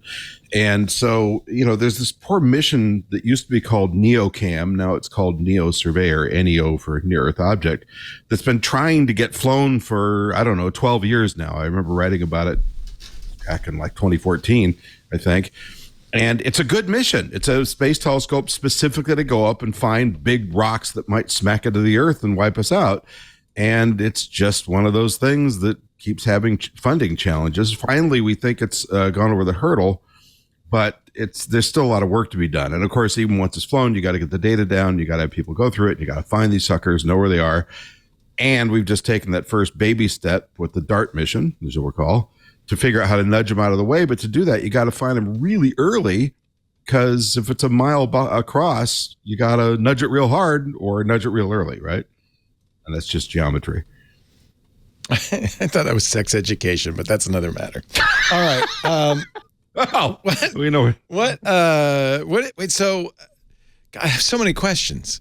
But since the Earth's it's the end of, since it's a mass extinction event, I guess I don't have to worry about it. When will it hit the Earth? Well, there's no risk of this one for at least a couple of centuries. Oh. But okay. But every now and then we get something, usually not as large, but we get something flying way closer to the Earth than we expected because we just didn't spot it in time or it was miscalculated. Didn't we send that DART thing up so we could nudge it and be prepared? Yeah, but as I was saying, you've got to find it really early, like many decades, hopefully. Well, we got centuries coming at you. We have what? For this one, yeah. Oh. But what about the other 49 that are hiding out in the dark? Potentially 49 that are hiding out in the glare of the sun or somewhere way out in the outer solar system. Those things worry us a lot more. So the concern is that our monitoring system is inadequate, basically. Yes, exactly. So that's the message that I'm trying to get across is we need to support and fly these monitoring systems and find these suckers, and then we'll figure out how to deal with them. And if all else fails, we'll set off a nuke next to it and knock it off. When's the last time there was a mass extinction event? Well, there was the dinosaurs. Actually, okay, that was a mass extinction event. Yeah. But there was also that big one that came in over Tunguska back in, what was it, 1908, I think? Yeah. Which, that was up in Siberia, right? Yeah, and it wasn't a mass extinction event by any means, but it certainly didn't make people around Tunguska very happy. This one that we saw behind the sun, this is bigger than that one, though, isn't it? Yeah, this one. Well, it's somewhere between a little under a mile and maybe as much as a mile 0.8 or so. That's big. That's a really big rock. That's huge. That's, a county killer, and in terms of overreaching effects, certainly global. Do we have a few minutes for one more story? Please, I beg of you. Change the subject, yes. Yeah, Marsquake. Well, this is another death and doom story, actually. But we had a Marsquake detected by the InSight lander, which they were able to, this is on Mars, obviously, they were able to correlate that Mars quake with an image of a new crater across the planet from where InSight landed. Wow, and that's they don't cool. see these very often. So this is a magnitude 4 shaker. So it's correlated with a 500-foot crater. This is unprecedented, and it spewed up, crater spews up a lot of soil, but it also kicked up a bunch of water ice, which is something we want to see because, once again, we would like to have water as a resource on Mars. So this is a really great thing. It also was a big enough quake that it gave them some more really good geologic data on the interior of Mars, because when something that big whacks into the planet, it kind of rings like a bell. All the seismic waves bounce around, and you can learn an awful lot about the core.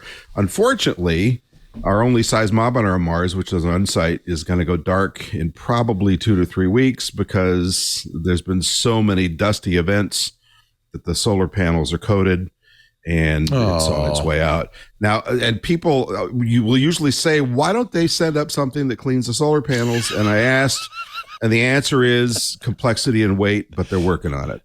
Really? Like a little little rover with a squeegee? Well, angling them might help. Or put a little blower. There's got to be ways you could have a cleaning thing built exactly. in. There's been proposals for compressed carbon, compressing some carbon dioxide out of the atmosphere. So there's ways. It's just not something they've done yet. And unfortunately, but this thing was only supposed to last a couple of years. Well, that's the thing. There's batteries run out. There's a lot of things that would run out. Yeah. So it's down to about 20%. It's going to say bye-bye pretty soon. But they wait until they miss 2 check-ins, and then they say, okay, mission over. And they still listen for a while just to make sure. Yeah.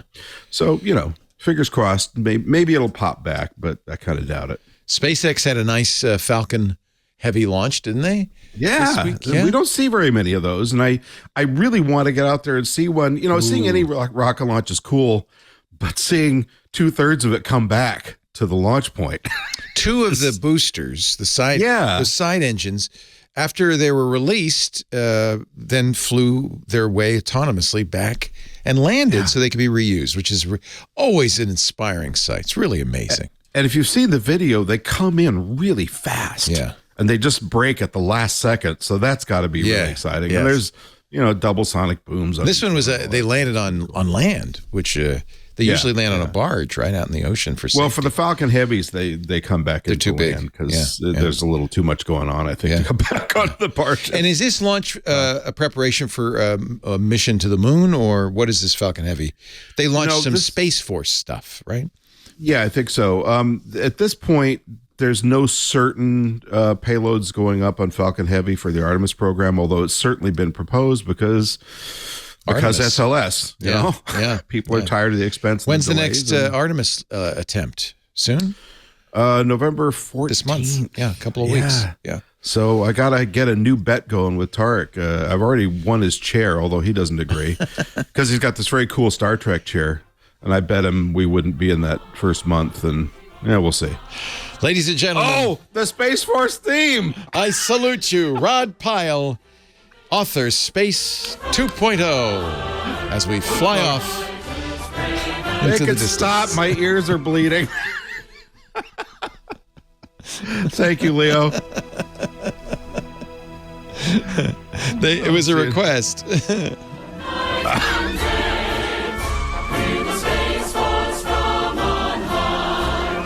Yeah. So we'll come to love it someday. You know, it's growing on me, to be honest. Really? Yeah. Like a fungus? Well, it's a little silly, but it's good. I mean, it's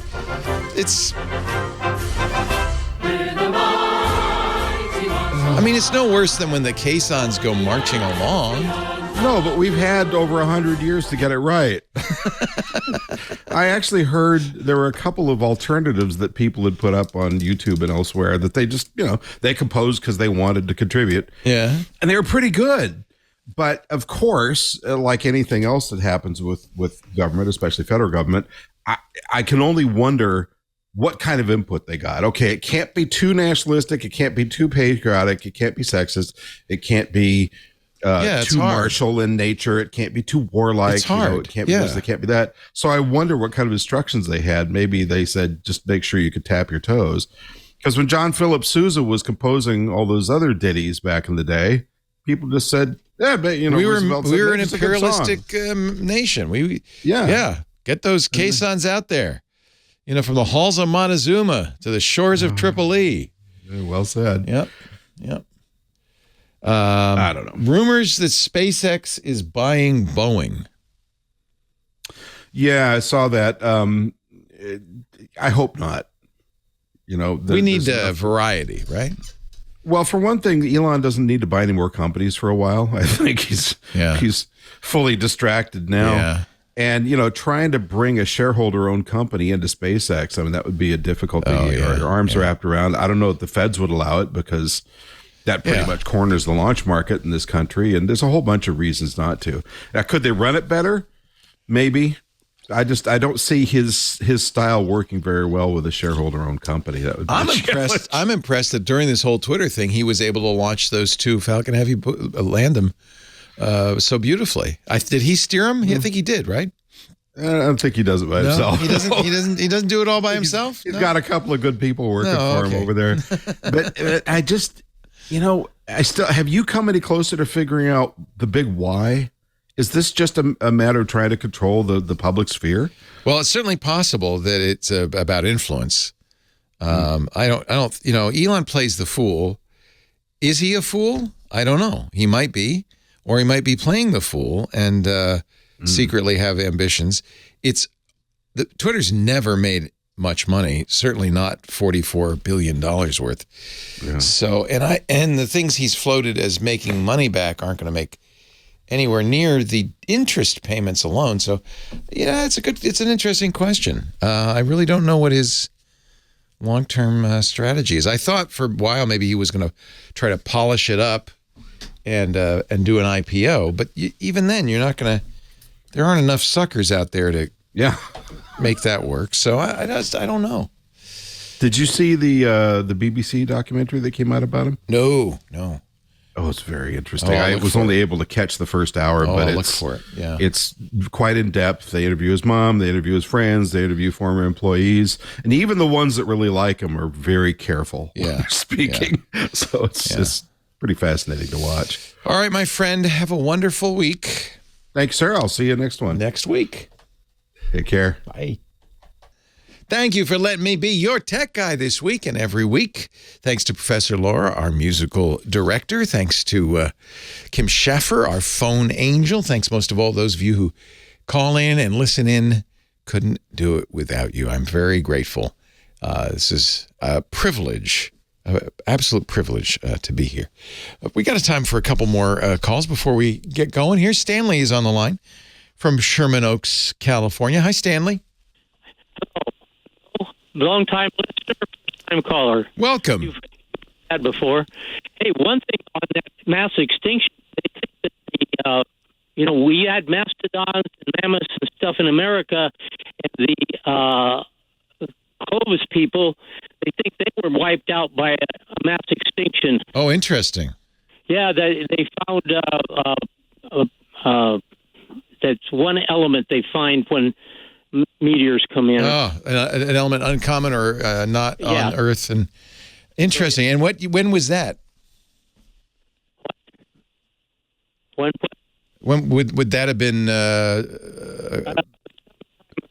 Unfortunately, your phone's breaking up. Are you on a cordless? Yes. Get closer if you can to the base station. Okay, I'm sorry about that. No, that's all right. I just want to understand what you're saying. Anyway, what I'm calling about is my wireless is about 7-8 years old, and it's just not cutting it anymore. And I went online to see what they cost, and they cost anywhere from $50 to $400. And I'm 84. I'm on a limited income, and I'm trying to find one that will work fine. My situation is my house is very small. It's only 1,000 square feet, so I don't need a lot of range.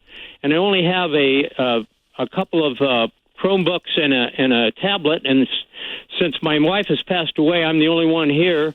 And so only one item on at a time, so it's not multiple.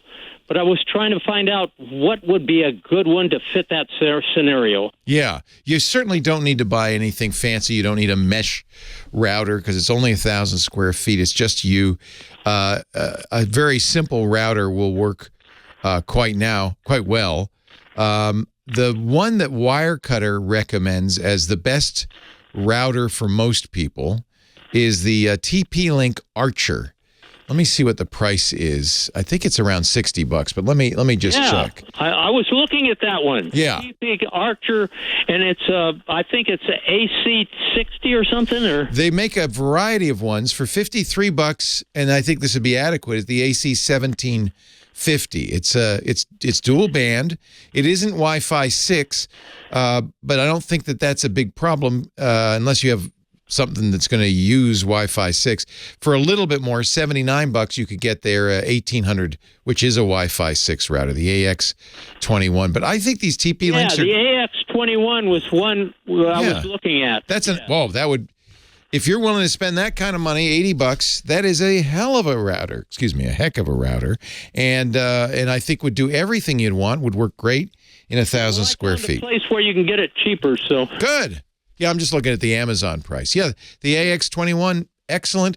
And if you want to read the review, the wirecutter.com, which is a product review site owned now by the New York Times, they're pretty trustworthy. They've liked these TP links forever, and they consistently recommend the Archers. And that's wirecutter.com? Yes, wirecutter.com. That's right. Oh, that's wonderful. Yeah, I concur with their review of it. Yeah, Target has it. I see where you're finding it. Target has it for $60 today, so that's a good deal. Maybe I'll go down to Target. Yeah. Anyway, it's I think it's iridium that ends up in the meteors, and I think they found that one for what wiped out the dinosaurs. Yeah. Some of the geologists. It was on our local channel that.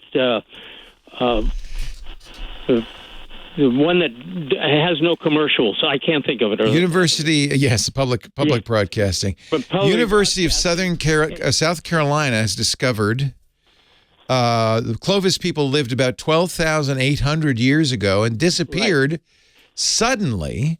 And all the mammoths and the large mammals, the very large mammals that were here, I think from camels on upward. There used to be camels here. Yeah. And they all disappeared. They just went. Yep. And there's a layer of carbon with this iridium in it. It's actually platinum. That's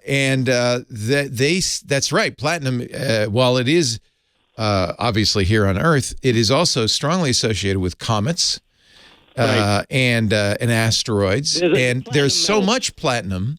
It's normally very rare at this level, but there was so much platinum in these burial sites that they suspect that maybe it was a cosmic event that ended the Clovis people. I'm looking at the University of South Carolina paper on this. Very interesting. Very interesting. Yeah. It was either a comet or a meteor. Yeah.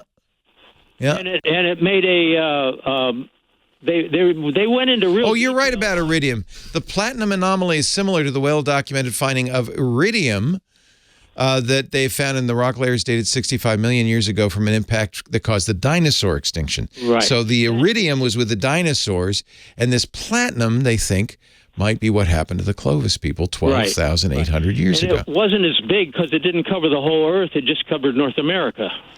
Yeah. Well, maybe, I wouldn't be surprised to find that there have been more of these events than we think. Yeah, they were discovering they can find... And this was the reason they really found it was because of the nickel deposits up there in Canada. Yeah. They couldn't figure out how they were there, and they finally figured out with about 10 or 12 years ago that it was due to a meteor. Fascinating. And that they've suddenly learned into space to try to use a special spectrometry to look at the terrain to figure out where there are impacts, because then they want to look there for mining. I don't know if that's quite enough platinum to make it worth mining, but still. No. Fascinating. Nickel, copper. Yeah, we need those. What happens is the impact is so large, it melts down into the earth and brings stuff up out of the core.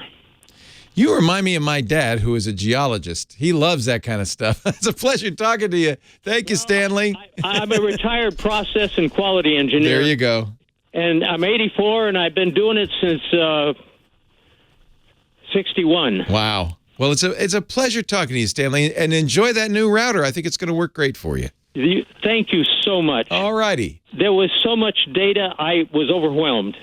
Yeah, that's, in fact, when they founded the Wirecutter way back when, that was the premise, was we're going to say one product, the one thing that we recommend. Obviously, you could say, well, this is good and this is good. Maybe that's good. And sometimes I do that, but I know what you mean. I think people just really want you to say, no, get this. You'll be happy. Yeah, I know. The advertising is so overwhelming. It's confusing, I know. And they use a lot of... Thank you so much again. Your show is so great. Oh, Stanley, I'm so glad you listen. I appreciate it. Yes, I've been listening for years. Thank you. Keep listening. Now that you know the way, I hope you'll call some more. Okay. Thank you, Stanley. Bye-bye. Have a great day. Well, we are out of time. I see my battery level is almost zero, so we better get out of here and recharge. I'll remind you that we put everything we talk about. In fact, I just put an article about this discovery of platinum that is fascinating from the University of South Carolina. I've just put that in the show notes. Those show notes, all the links from the show, go to techguylabs.com. That actually is a redirect. That we used to have a website there, but it got too expensive. So we now point you to the main site for the podcast network that I do every week called This Week in Tech.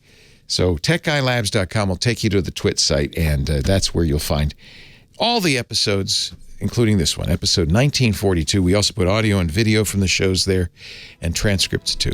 I'm Leo Laporte, your tech guy. Thank you so much for joining me. We'll see you next time. Have a great Geek Week. Well, that's it for the Tech Guy Show for today. Thank you so much for being here.